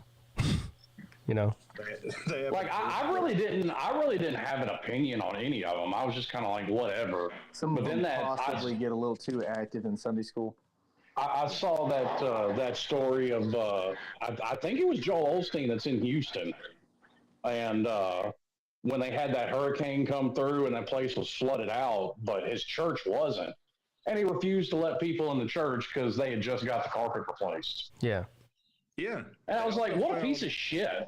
They also found $600,000+ behind a toilet in his church. Like one of the maintenance guys did. I didn't see that one. Okay. Listen. Yeah. He might be a piece of shit. He's a genius, that guy. You know how many people he's duped into giving him money? Yeah. Well, and the big thing is it's tax-free. Like, that's clearly a business to me that he's running. Oh, well, see, I'm with you, but like the First Baptist Church across town, they're not raking in that money. Right. I 100% agree. But these other models, like Kenneth Copeland has $65 million jets and stuff. Like, this is a business. He travels around. He came and did a show here. That's what I call it, a show. I don't know what he calls it. At the Coliseum here, which is the big music venue here. I mean, people are paying $200 and $300 for a ticket to go watch him. Like, yeah. Yeah, this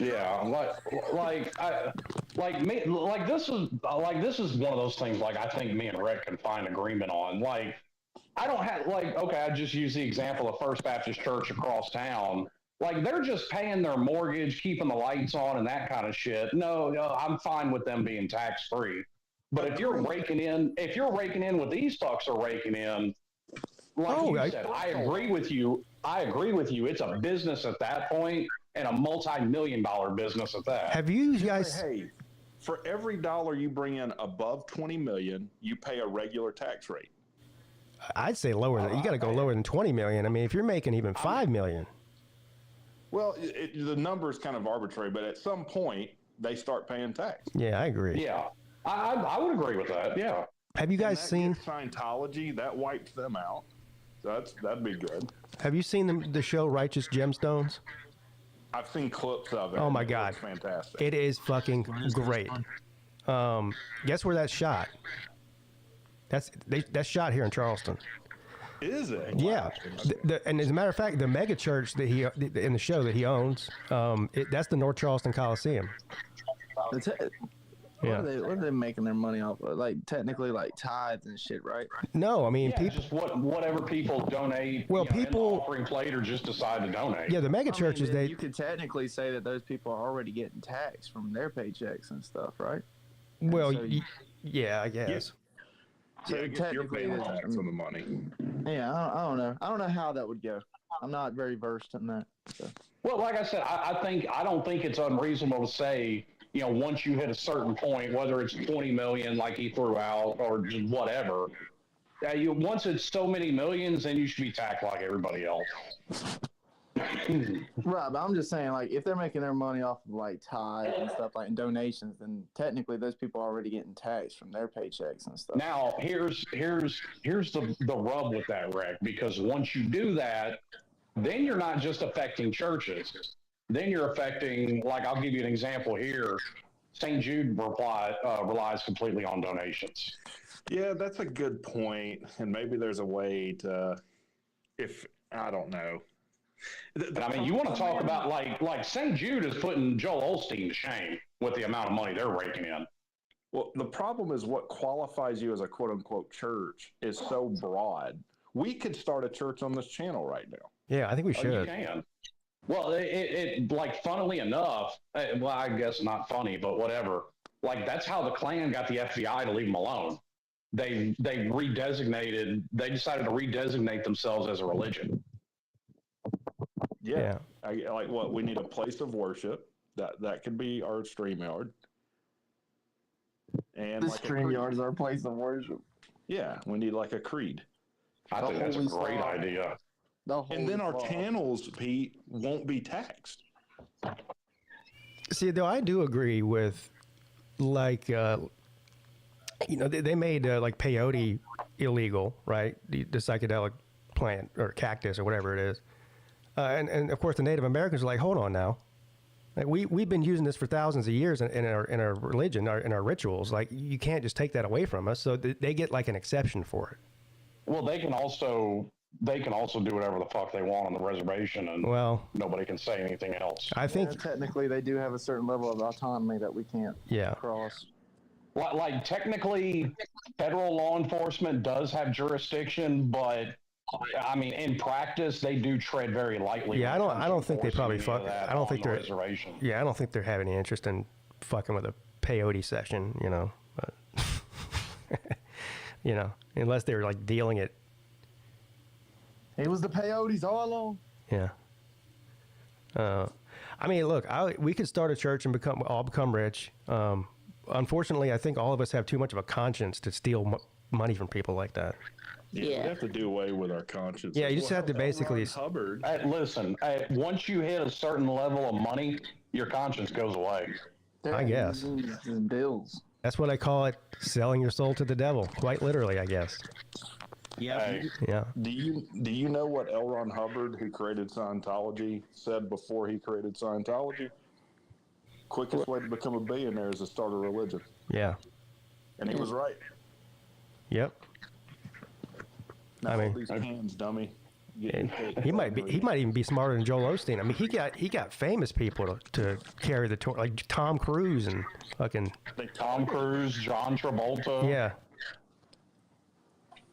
And Who's that lady that was that had that show? What was it, Leah Remini? Leah Remini, yeah.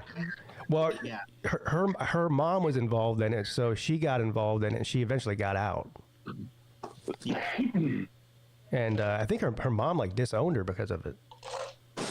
Yeah, that's the doctrine of their church. Like if someone leaves, they're a suppressive person, and they have something called fair game, which means anything you do to get them to discredit them is fair.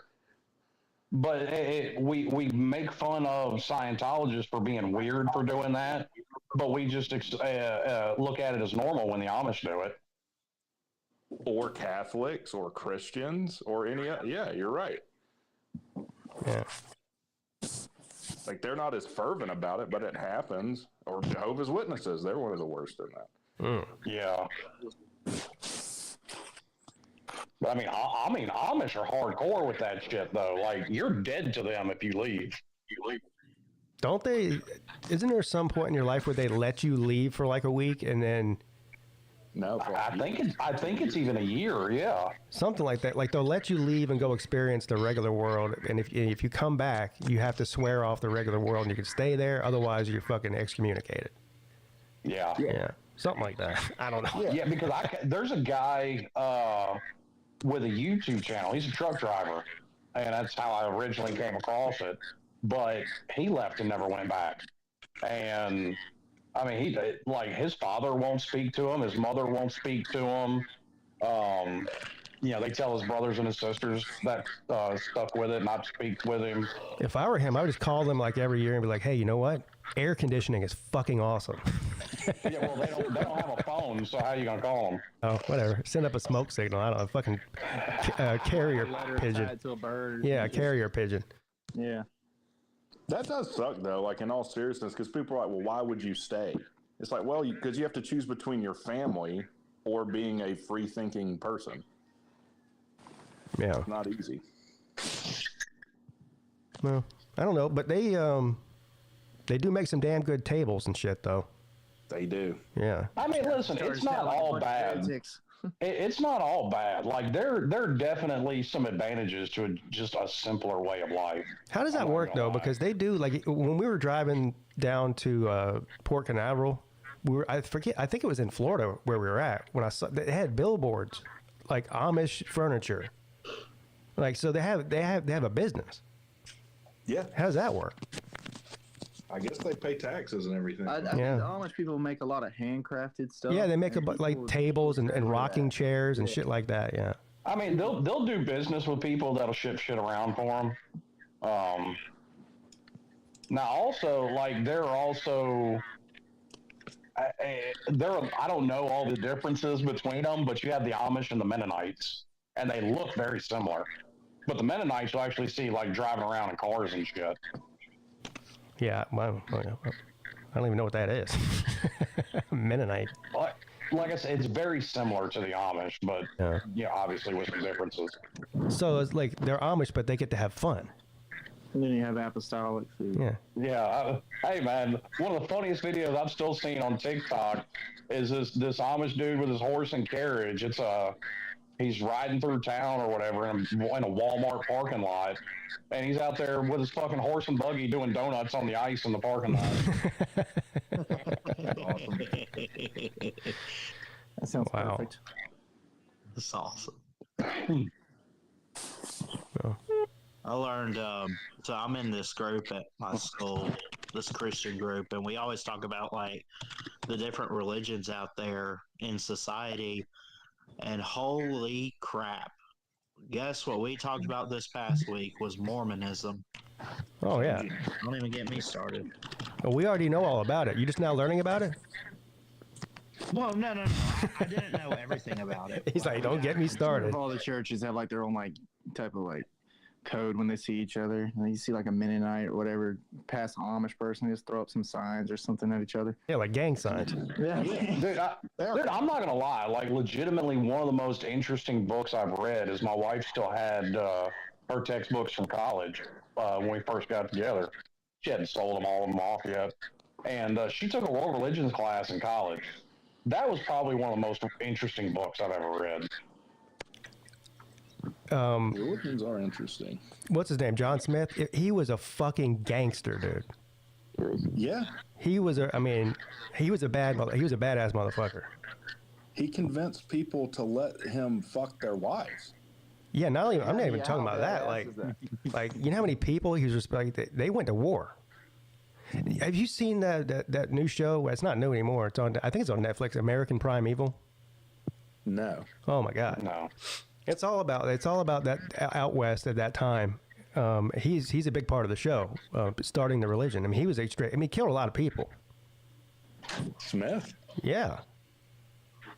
He was basically. Is this the same one where they like poisoned the Kool-Aid or whatever? He was essentially the equivalent of a current day mob boss, is what he was. I mean, dude, who started the religion? Christians have been killing each other as long as Christianity's been around, though. Yeah, Joseph Smith. I'm sorry, what did I say? John Smith? Yeah, Joseph Smith. You go back to the origins of it. Like, the reason the Bible is the way it is because the Christians went to war with each other and literally tried to wipe the Gnostic Christians off the face of the earth. A lot of violence. Was it Brigham Young that was in that show? Yeah, I guess. Yeah, he lived with Joseph Smith. That's where the church split the first time. Maybe I'm thinking of Brigham Young, who's the gangster then.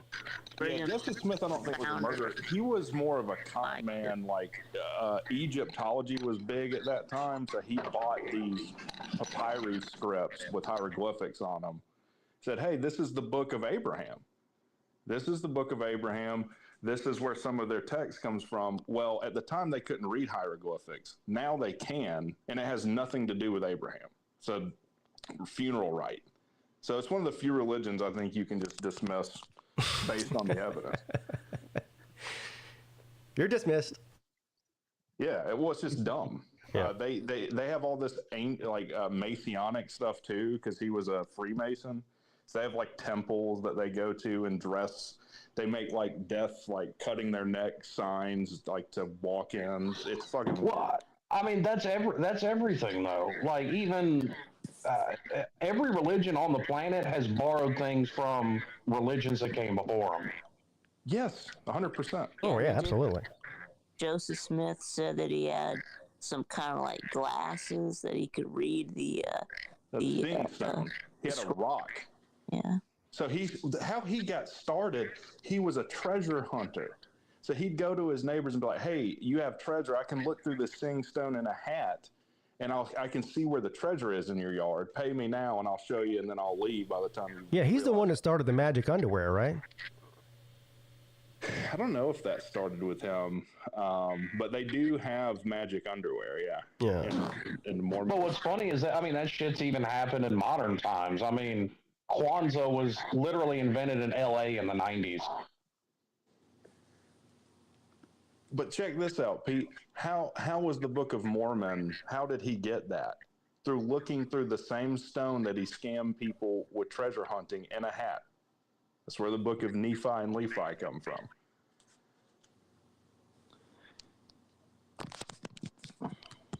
The Mormons are definitely interesting people. So I'm sorry, I had to step. All I heard, did you say the Book of Phi Phi Pho Phum? Nephi. Phi Phi Pho Phum. Okay. Yeah. Same thing. There's two books because they're like, "You're full of shit. Come back here and recite the same thing and maybe I'll believe you." And when he said that, Joseph Smith was like, "I need to go pray. Hold on." And then said God was mad at him. So he had to translate from a different book that's it's the same story, but a little bit different.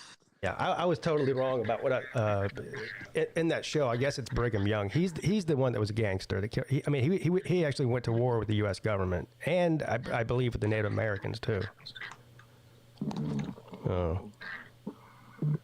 But Pete, which religion do you think is the most correct? The most correct? Yeah, like if you had to pick one. Ugh. Boy, that's a tough question there. Some territory right now. I don't know. Maybe is there one that doesn't really like pray to a physical god, like Buddhism? Maybe Buddhism. Buddhism, yeah. Yeah, I guess that one. They're just about spirituality, I think. That's about becoming detached from everything. Yeah, Buddhism is. it's about how we're all just one, part of the universe, whatever. I don't know. Destroying your ego. Yeah. I'm pretty sure Buddha also has physical gods in it. They have demons too, don't they? Well, that's Hinduism. That's Hinduism, yeah, with the blue people. Vishnu. Yeah. I mean, there are gods in Buddhism too. I mean, Buddha would have been a prophet. I don't think he was. I don't think Buddha was a god though. Yeah, he would have been. He would have been considered a prophet. I think. He needed to lose some weight though. A little bit, yeah. He should go on that 300. Yeah, that 365-day fast. Yeah. Or maybe meth, like what Rex gonna do. Yeah, I mean Jesus fasted for 40 days. He wasn't even fat. What's Buddha doing? Battle Angel says her dad's mom. So your grandmother, what you're saying? That's a weird way of saying grandmother, but okay. Yeah. So Battle Angel's grandmother was Buddhist. Okay. Well, I guess she's. Well, it lets you know which grandmother though, because everybody's got a couple. Yeah, that's a good point. Yeah. Well, based on her knowledge, are we talking out our asses on Buddhism? Do we know what we're talking about? Yeah, she probably knows a lot more about it than we do. She said, no, we weren't close. Oh, well, that's probably because he was off fucking in some monastery somewhere worshiping Buddha. I mean, that's what they usually do, don't they? Yeah, hey, listen, I'll give Buddhists this much credit. Like, the Buddhist terrorists light themselves on fire. Like, they're not blowing other people up. Oh, yeah. Yeah, they're peaceful people. Yeah. My dad used to have he had his private practice, so he had an office manager, this woman named Diana. It was a beautiful woman. I mean, person, not, beautiful woman. Anyway, her husband was a lawyer, and of course, he's like a 50-year-old white guy. He got fucking totally bought in a hook, line, and sinker on the Buddhism thing, and got real weird. Yeah, like how did it get weird? Like he wouldn't even He was against even smushing a roach on the ground because he believed that if you did that, then you'd probably be reincarnated as a roach. Like he got real weird. He's you wouldn't eat meat anymore because they're animals or living things. You can't kill an animal. So it's just he went from just a normal dude, and now she's stuck with this guy. After he decided later in life to become a full-blown Buddhist. I'm like, oh man. I mean, sucks. I mean, she can get a divorce. Fucking everybody does it these days. Yeah. Problem is, he's rich. I don't know. Then you got to divorce the money too. I mean, he's a nice guy and all, but I mean, come on, man.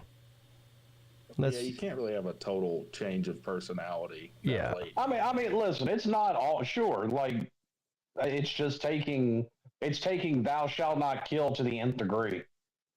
It's more than that.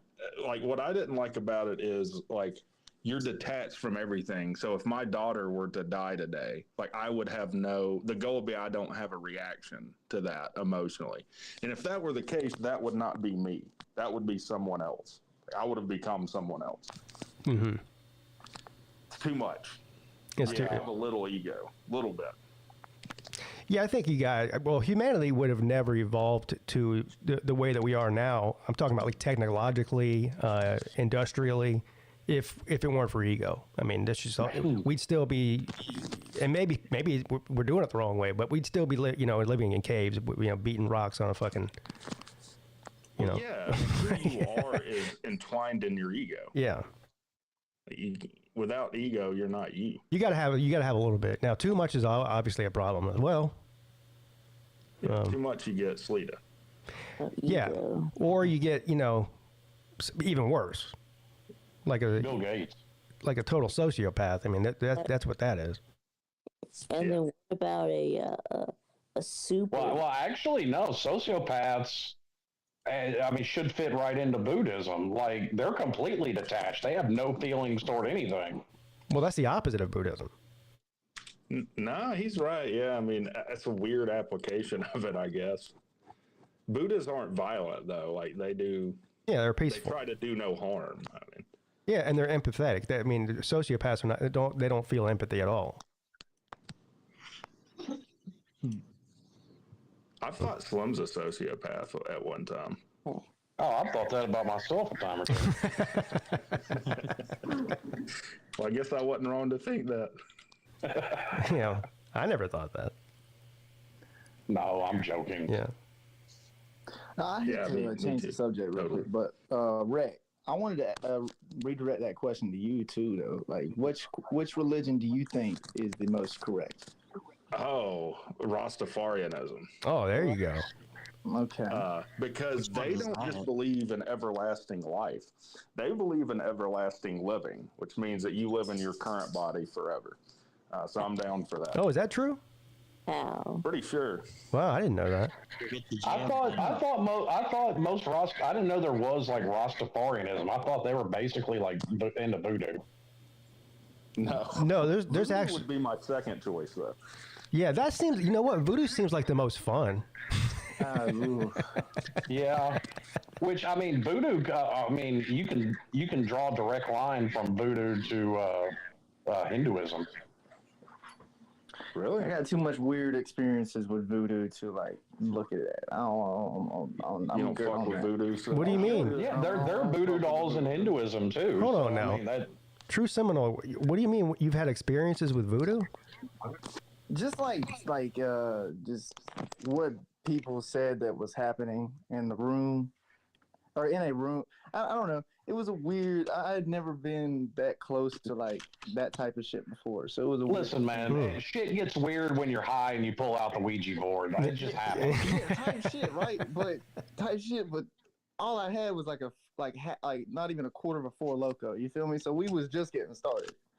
Not even a quarter of a Four Loko. Oh boy. Yeah. And you were doing voodoo and Four Lokos? I don't know. I was. That's a bad mix there. That's a fantastic idea. It's a fantastic idea too. Yeah, you already know. Okay. Voodoo and Four Loko. It was in Steenhatchee is where it happened at, and apparently, like on the coast over there, they like that voodoo stuff. So they were showing us a little of their tricks or whatever. Have any of you ever been to like one of those roadside like psychics before? No. I've thought about it. Yeah. But I've never did it. No. Or like a palm reader or whatever. No, this happened to be my wife's family. So now that was my get rich quick scheme. I was like, I'm gonna have a 1-800 number just like Miss Cleo. But if you do that, you got to go all in like Whoopi Goldberg from Ghost. Like you got to get wear the beads and the crazy outfits and have the inside of your house looking like a gypsy camp. You got to go all in. You can't just be like me, in a Hawaiian shirt. Be like, I'll read your palm. Yeah, have a cup of coffee. I'll tell you who you are. Yeah, it takes a certain level of commitment. And definitely sleaziness.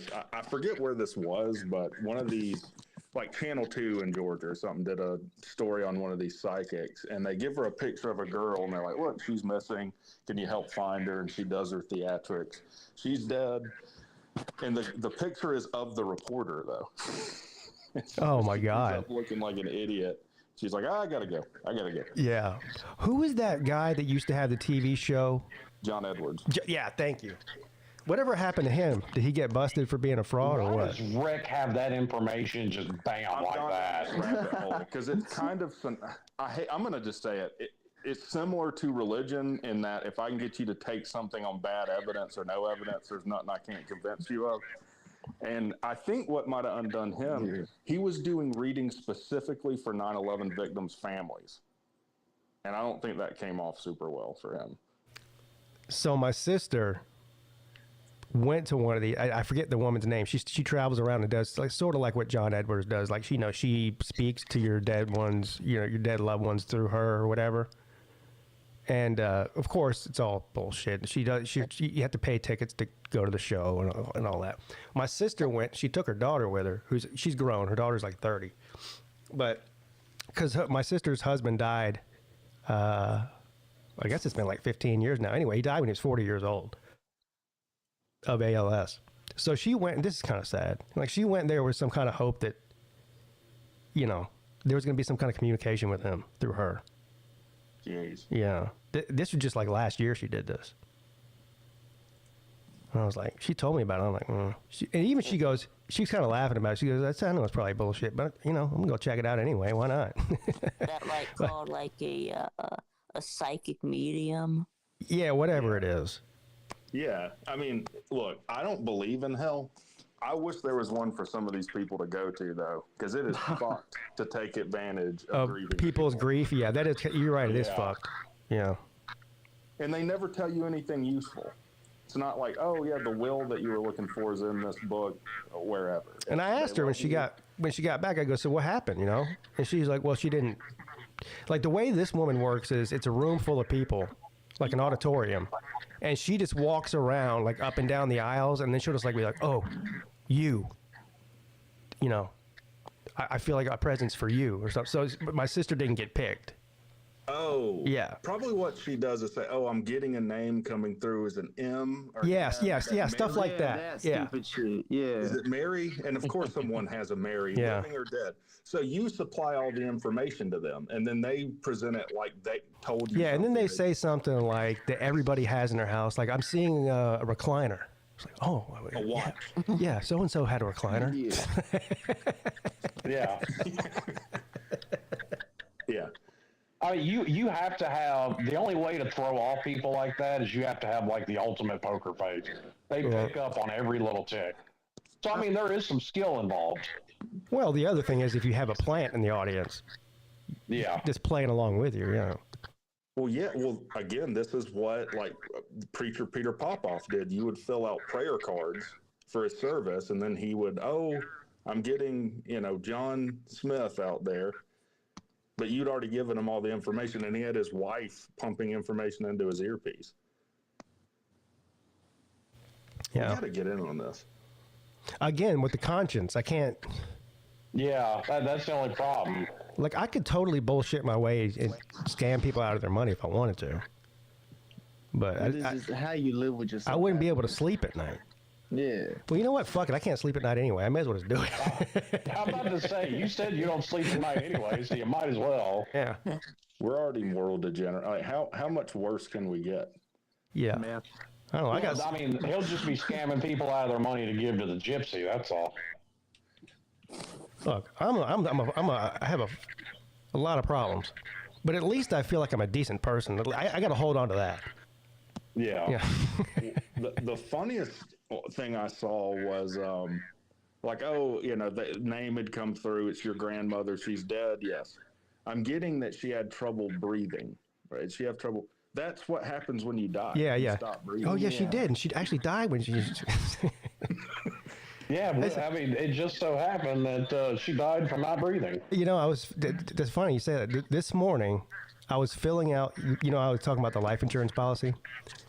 So you have to fill out this whole questionnaire thing, and it goes through all of your medical history. I mean, it's endless questions. But anyway, one of the questions is your family medical history, like your parents.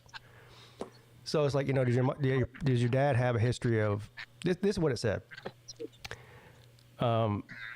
Does your dad have a history of heart disease or heart attack? I said yes.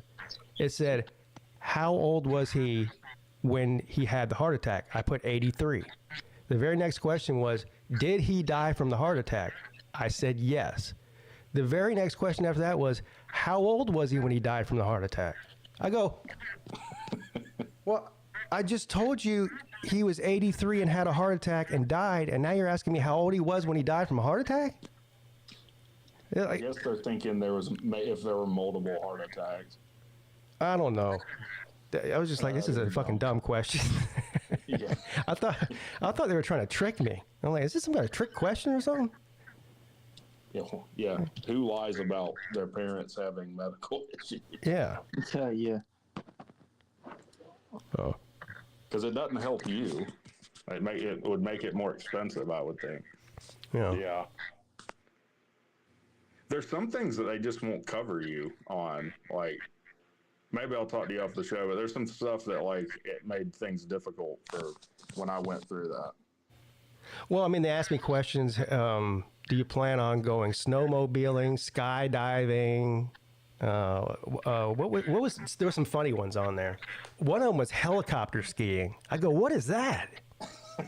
I remember that being on the questionnaire for mine. Yeah, I said, I was thinking to myself, I don't even know what that is, but it sounds fun. I don't know. It's like, I'm thinking about it now. Helicopter skiing. You've convinced me, health insurance, I will do it. Or life insurance. No, my experience had less to do with words and more of like, it was something else there. You know what I mean? Have y'all ever like, I don't know. It's weird. Yeah, I've had something like that, but I was on LSD. So yeah, I was about to say. I wasn't at this time, but I wish I was. Like mystical experiences. Well, no, I saw shit that wasn't there. Yeah, like schizophrenia type shit. No, like a hallucination. No, man, it was a fucking 10-story tall Pac-Man. He had a beanie on and like a mouthful of shark teeth. He was talking shit. Yeah, that's a hallucination. Oh, whatever. All I know is I ended up in a cornfield in my boxers and socks. Oh, that's your LSD? This is when you're doing LSD or whatever? Yeah. Well, it sounds like you had a fun night, I'll tell you that. I seen crazy shit on that, yeah. Well, see, I didn't know that this was the first time I had ever done it. And, I didn't know I was supposed to take 1 or 2 tabs. Like, the motherfucker handed me the sheet, and before I knew it, I had done half a sheet. Yeah. Damn, what? Yeah, you went. I didn't know. It was the first time I'd ever done it. No, it's all cool. Okay. The same thing. All you did, somebody opened up a door, a portal to another dimension, and you stepped right through it. There's nothing wrong with that. Yeah. So I did, and I stepped through that door a few more times too. Yeah. Other than like, have y'all done hallucinogenics? Yeah, I have. Shrooms too. Are you talking about psychedelics? Yeah. So this is my question, because this happened to me. Have you ever done something fucked up hallucinating and you can't explain how you did it once you sobered up? Like, how the fuck did I do that? Yeah, but I always blame that on the shit I'm doing. Like, hold on, Ballard. I got to put you in the back room for a minute. Sorry, Ballard, but Scott has something to say here. I think. What were you saying, that you forgot what you were doing or forgot what you did? No, so this is what happened to me. I was fucked up hallucinating. I was at my dad's place, and he was finishing the basement. So there's a tub that comes into 2 pieces. Somehow I moved this thing by myself, disassembled it, and assembled it where it goes. I have no recollection of it, and based on the fit to get it through the door frame, I have no idea. I can't explain how I did it. Well, it was magic. I mean, that's the only explanation. I'm a magician. Yeah, I mean, you went to another whole. You reached another plane of reality. you sound like a motherfucking legend. Yeah. Yeah, I'm pretty cool. You should be proud of that. That's what you sound like, dog. You're there. I still don't know how that happened. I was on the air, first started out when I was like 18 years old, and the manager's son comes in with his girlfriend and has mushroom tea. That's like, 20 to 11 at night. And he said, "Hey, man, you want some mushroom tea?" I went, "Yeah, why not?" So I got a coffee cup, drank it, tasted like dirt. Didn't feel anything, but it got to be 11 o'clock. And at 11 o'clock, I was supposed to read sports news. So I started in, about a minute into it, the words started flying off the damn paper. And I went, he's on the air, too. Well, that's sports, and turned off my mic. And then I turned on the next record on, and musical notes started coming out of the speakers and filling the damn studio. And I just ran around the damn building, like an imbecile, and the records were running out, or I'd pick the damn record up while it's still playing, I was just a damn mess. And so thankfully, I signed off at midnight. Okay, so turned off everything, transmitter, all that, did all that, went outside, and I was thinking, how the hell am I going to drive home? And I looked out on the road, and there were rabbits in like a Citadel uniform, with a Citadel hat, standing at attention. And they were on both sides of the road. And and it finally dawned on me, okay, if I don't hit a rabbit, I can get home. And so for about a mile driving, the rabbits were right there until they finally kind of disappeared. But boy, was I fucked up. I had one like that. It was like the second time I ever did it. And I was convinced God had sent the rat army to torment me. Like, it looked like a bunch of rats dressed as like Napoleonic soldiers. And I eventually ended up laying in my buddy's front yard, just repeatedly asking God why he sent the rat army to torment me. And the motherfucker never gave me an answer. God's an asshole, dude. Damn. Well, okay, you had rats, I had rabbits, Yeah. And you never can recall that you're fucked up while you're fucked up. No, that's like the thing, crazy people don't know they're crazy. Yeah. I have a lot of these types of stories. I'm not going to tell them on here, though, because my wife gets mad when I do. I did get into a conversation in Vegas, though, with Sir UGA and Huffer Billy Paul about some of my experiences involving that when I was younger. And Paul was like, bro, what's wrong with you? That's coming from Paul. Yeah. He was like, y'all are crazy. He was like, both of y'all were crazy. Yeah. Have any of you ever done acid? No. Yeah. Are you talking to me? Yeah, well, yeah, I'm talking to everyone. I've only done it twice, and I did it later in my years, in my 40s. And I'm over at a friend's house on a Friday night, and we all love Jaws, the movie Jaws. And we just gotten the 25th anniversary DVD of it. So we did acid. We sat down. About 30, 45 minutes later, we put on the Jaws show, and all we could say is, "Isn't this a great damn movie? God Almighty, this is a great movie, isn't it? It's a great movie." Yeah, it's a great movie.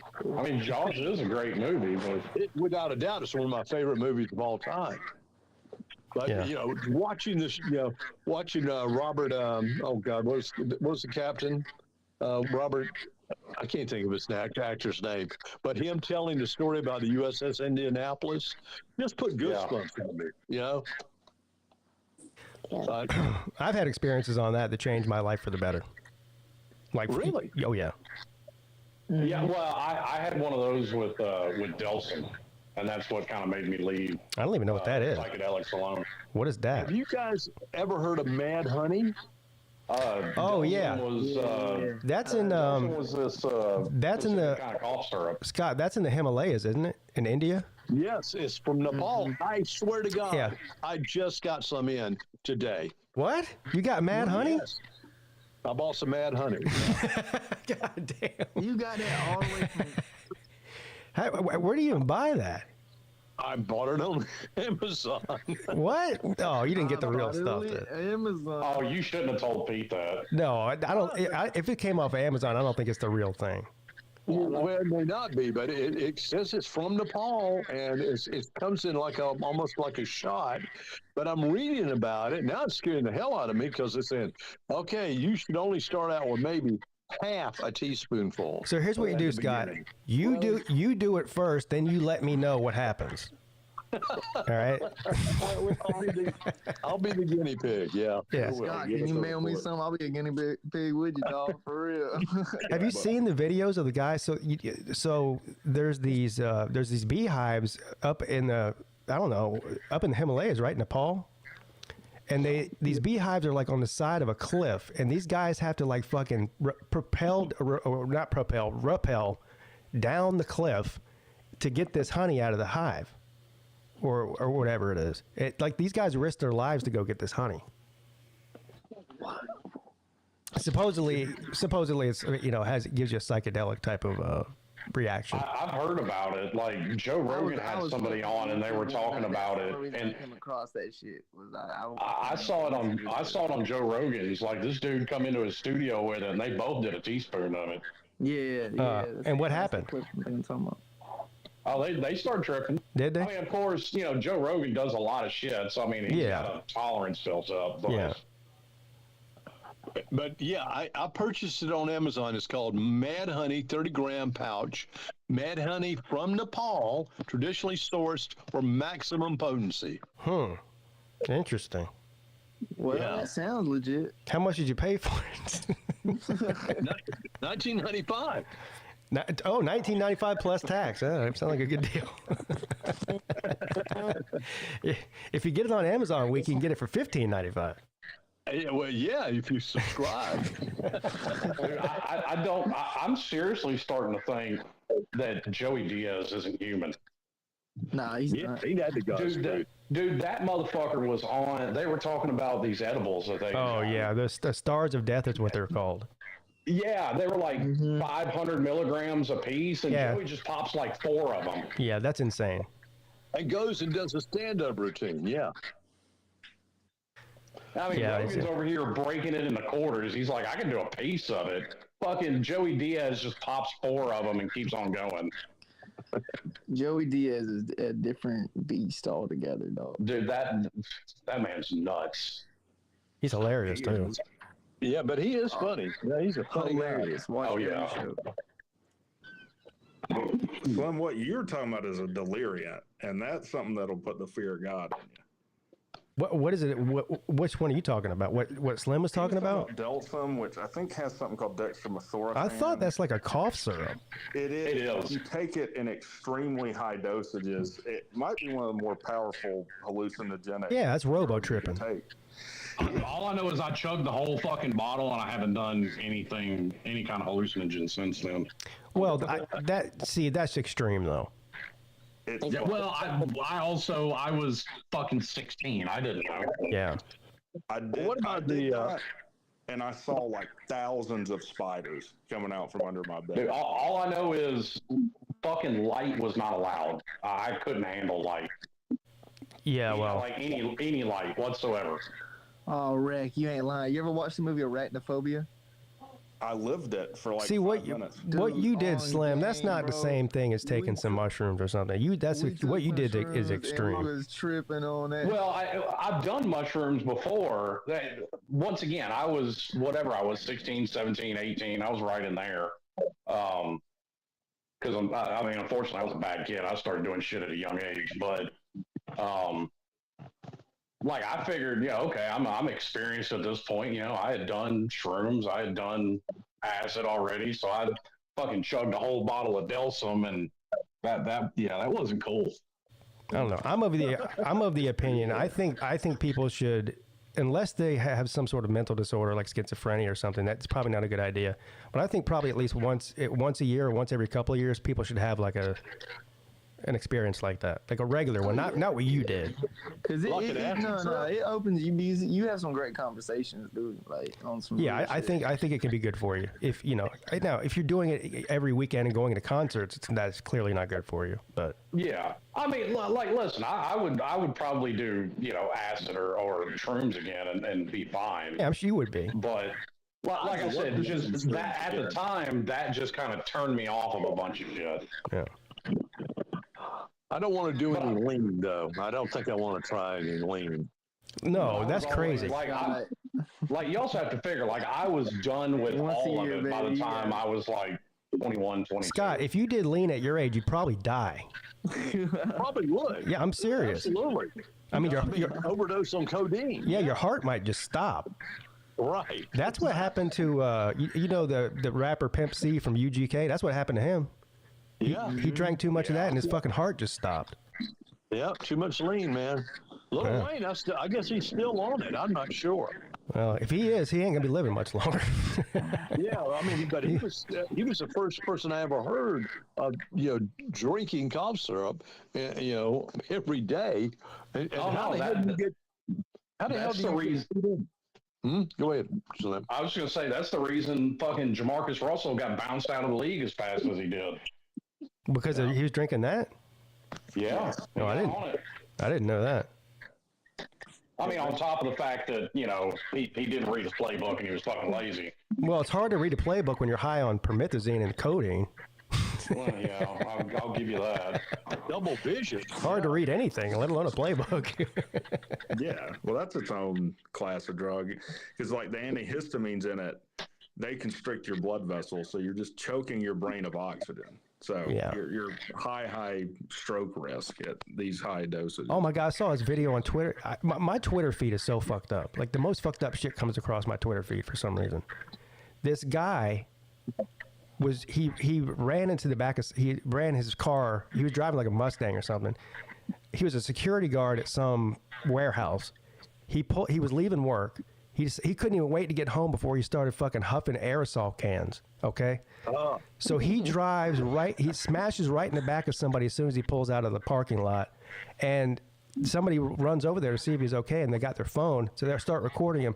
He just doesn't even care. He's just still fucking hitting that aerosol. Like, he doesn't even care that he just got in a wreck. He's just sucking that aerosol. To be fair, Mustangs are crowd magnets anyway. Well, boy, imagine fucking huffing aerosol cans and then deciding to drive home. God damn. It ain't like drinking a beer and going home, is it? No. Yeah. Well, that's that. Yeah. Not at all. Yeah, maybe you should go home and then start. Yeah. Whip it. Buddy skipped a few steps. I have never in my life ever done a whip it. I'm scared of that. I'm scared of that kind of stuff. Yeah, for some reason. Those whippets I feel like it's going to make me stupid. Exactly. And I can't afford to be any stupider than I already am. So maybe Jay does those all the time. Maybe that explains a lot. God damn. I would tell you, I'm more scared of Delta 8 products than anything out there right now. Because I've tried them before, and the potency of these are just out of this world. Well, those have killed people. I believe it. Yeah, heart attack. Like, it's great. Or, I mean, the last time I did it, it made me projectile vomit for hours. Jeez. Yeah, that's wild, bro. Yeah, that's no bueno there. Yeah, maybe you should stay away from the and hanging onto the walls to get to the bathroom. Oh, no. I couldn't. Oh, man, it was horrible. I don't know. Anything where you're like just breathing in some sort of gas or something, that shit scares me for some reason. I don't know. Yeah. I ain't got no interest in it. Yeah, mushrooms would be, as far as a hallucinogenic, I think the most natural thing you could take. Yeah, shrooms. Yeah. And, you get a good crop of shrooms and, pop a few in. To me, whippets, I've tried whippets. They were just fucking annoying because the high only lasts for a minute or two. And you got to do another one. Like, if you want to, it's fucking annoying to me. Yeah, it's like cocaine. But I like cocaine. Yeah, well, I did too. Cocaine will keep you going for a couple hours. Whipping, I literally mean a couple of minutes. Right. Yeah. But you want that fix of that cocaine about 20 minutes, and once you start it. Me loved cocaine though. Me can't take no cocaine no more. Me would blow up my brain aneurysm. Yeah. Yeah, I would advise against using cocaine in any shape or form. They told Stevie Nicks, she had done so much that the doctor said, if you do any more, it's going to go, because she just tore up her nasal cavities doing so much, that it's going to go directly to your brain and cause you an aneurysm and a stroke. Damn. I don't believe it. Look at Keith Richards. but Keith's favorite drug was heroin. Yeah, I thought he was a heroin guy. Yeah, he was a heroin guy. Okay, see, I thought he was on cocaine. Okay. No. Oh, I'm sure they did cocaine, but his main thing was heroin. Yeah. Well, you know what his secret is for that, don't you? He goes to Switzerland like 2 or 3 times a year and gets a complete blood transfusion. Yeah, is he getting? I wonder if that's true. Is he getting like? He's got the blood of like a 10-year-old. Yeah. Now here's the real trippy part. Who gets his fucking blood? Yeah. Well, I would think it goes to the dumpster. Yeah, I hope so. I hope they're not giving it. I hope. I hope they're not giving his blood to some poor schmuck that got in a car wreck. It probably just gets thrown. Yeah, some 40-year-old Swiss guy gets into a car wreck. Hey. Keith Richards' blood. Yeah, that'd be just. Yeah, that'd be just my luck. I get, I need a blood transfusion. I get Keith Richards' fucking heroin blood. Yeah. You can play on guitar. Pete'll be waking up. It's time to go on tour, you bitch. I think they probably just throw it away. Oh yeah, when Keith is what, in his 80s? Is that right? Yeah, he's still out there dancing around. I know his girlfriend is younger than his granddaughter. I know that. Damn. Well, he's 81. He's 81 years old. Y'all remember that Austin just brought this up when Theo Vaughn interviewed Donald Trump? Did y'all see that? Yeah, I didn't see that. No. Oh my God, dude. When he starts talking about cocaine and Donald Trump, and he's like, it turns you into a fucking owl, man. And Trump's like, oh really? Is that what it does to you? I've never done it. And he's like, oh yeah, man. I don't think Theo researched too much on Trump because Trump has never done drugs. Yeah. Or alcohol. Well, he was just being Theo. He was just being funny, but it was hilarious what he said. Trump started laughing at him. He's like, this motherfucker's crazy. I didn't know Theo Vaughn had interviewed Trump. I got to find this now. Oh, yeah. Suggested, his son suggested him to go on Theo Vaughn. He suggested him to go on Joe Rogan, too. Yeah, go look it up. It's all over YouTube, Slim. Just look up Theo Vaughn, Donald Trump. Yeah, I gotta find that. Yeah, it's funny as fuck. There's a conspiracy theory running around about Barron Trump now. What's the conspiracy theory there? He's a fucking time traveler. Oh, yeah. Well, there was a guy. You know why though, don't you? Yeah, the guy that wrote the book. How long ago was that? Well, there's a step beyond that, even that book, because they think they're talking about Barron Trump in that book. When Nikola Tesla died, the FBI went to take possession of some of his research, and I mean he just had supposedly hundreds of these banker boxes full of all of his notes and shit. And the FBI recovered like 7. Yeah, it's a novel, but in the novel, I forget when this was written. How long ago was it written? Like in the 60s or 50s? Something like that. It was written a long time ago. In the book, a guy named Elon takes us to Mars. Yeah. Yeah. Now get this. The FBI agent that recovered the files from Nikola Tesla's office was Donald Trump's uncle. Wow. What's the name of this book? I forget now. I wish I knew it now. But but in there it talks about a guy who's basically going to save humanity, and his name is Barron Trump. In the book. Wow. And they say that Nikola Tesla figured out time travel. So. Well, this is getting a little off the subject, but have you heard that Justin Trudeau is the son of Fidel Castro? What? Oh, I've heard that. I've heard that theory. Yeah. I don't think that one's real. I'm sorry, I don't. Well, you know what? You look at the timeline of when his mother was in Cuba and all that. It kind of adds up. I mean, I guess maybe it's possible. I don't know. I always just kind of dismiss that one because I don't think anyone will ever figure that out, even if it was true. Well, listen, there's a quick way to tell. All you need is a DNA sample. Fidel's brother is still alive. All you need is a DNA sample from each one. But even if he was, I mean, what does that mean? He's just have an illegitimate son. I guess. Yeah, other than. I mean, Fidel probably has like a Fidel Castro. Yeah, I mean, he was a dictator for a long time. He probably has like 200 kids. Probably. Well, I need to run away again, guys. I'm sorry. I actually have to go too. I have to go to a parent-teacher conference, which sounds super fun. Yeah, my kids have gotten a warn day today, and they've been bugging me to come. All right. Y'all have a great weekend. All right. See you later, Scott. Yeah, man. Bye. Yeah, gentlemen, I do have to. I forgot.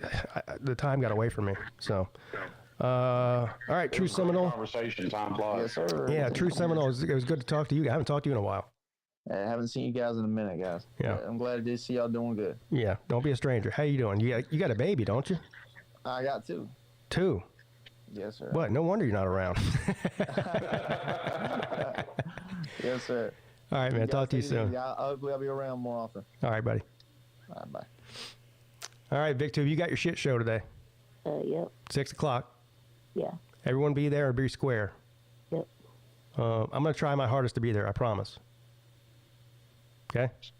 Yeah. Okay. Talk to you soon. Okay. All right, Slim. Yes, sir. Have a good one, buddy. Great one again. Yeah, and we did it again. Barely, but we did it. No, more than barely. We knocked this one out. Yeah, this was a good one. We've been on a roll lately. We have been. Yeah, the last 3 or 4 shows. Slob of mixed and everything's good. Yeah, the last 3 or 4 shows have been good. I mean, I can't speak for the people who are listening, but I think they were good. You know. Yeah. Well, let's do it again Monday. All right. Sounds like a plan. See you there. Later. Yep. Y'all stay tuned this weekend. I'm thinking about trying to go live for one of these basketball games. I just got to figure out which one and when. But other than that, I'll see you guys on Monday right back here at 11 a.m. Maybe even a little earlier. I don't know. See you then.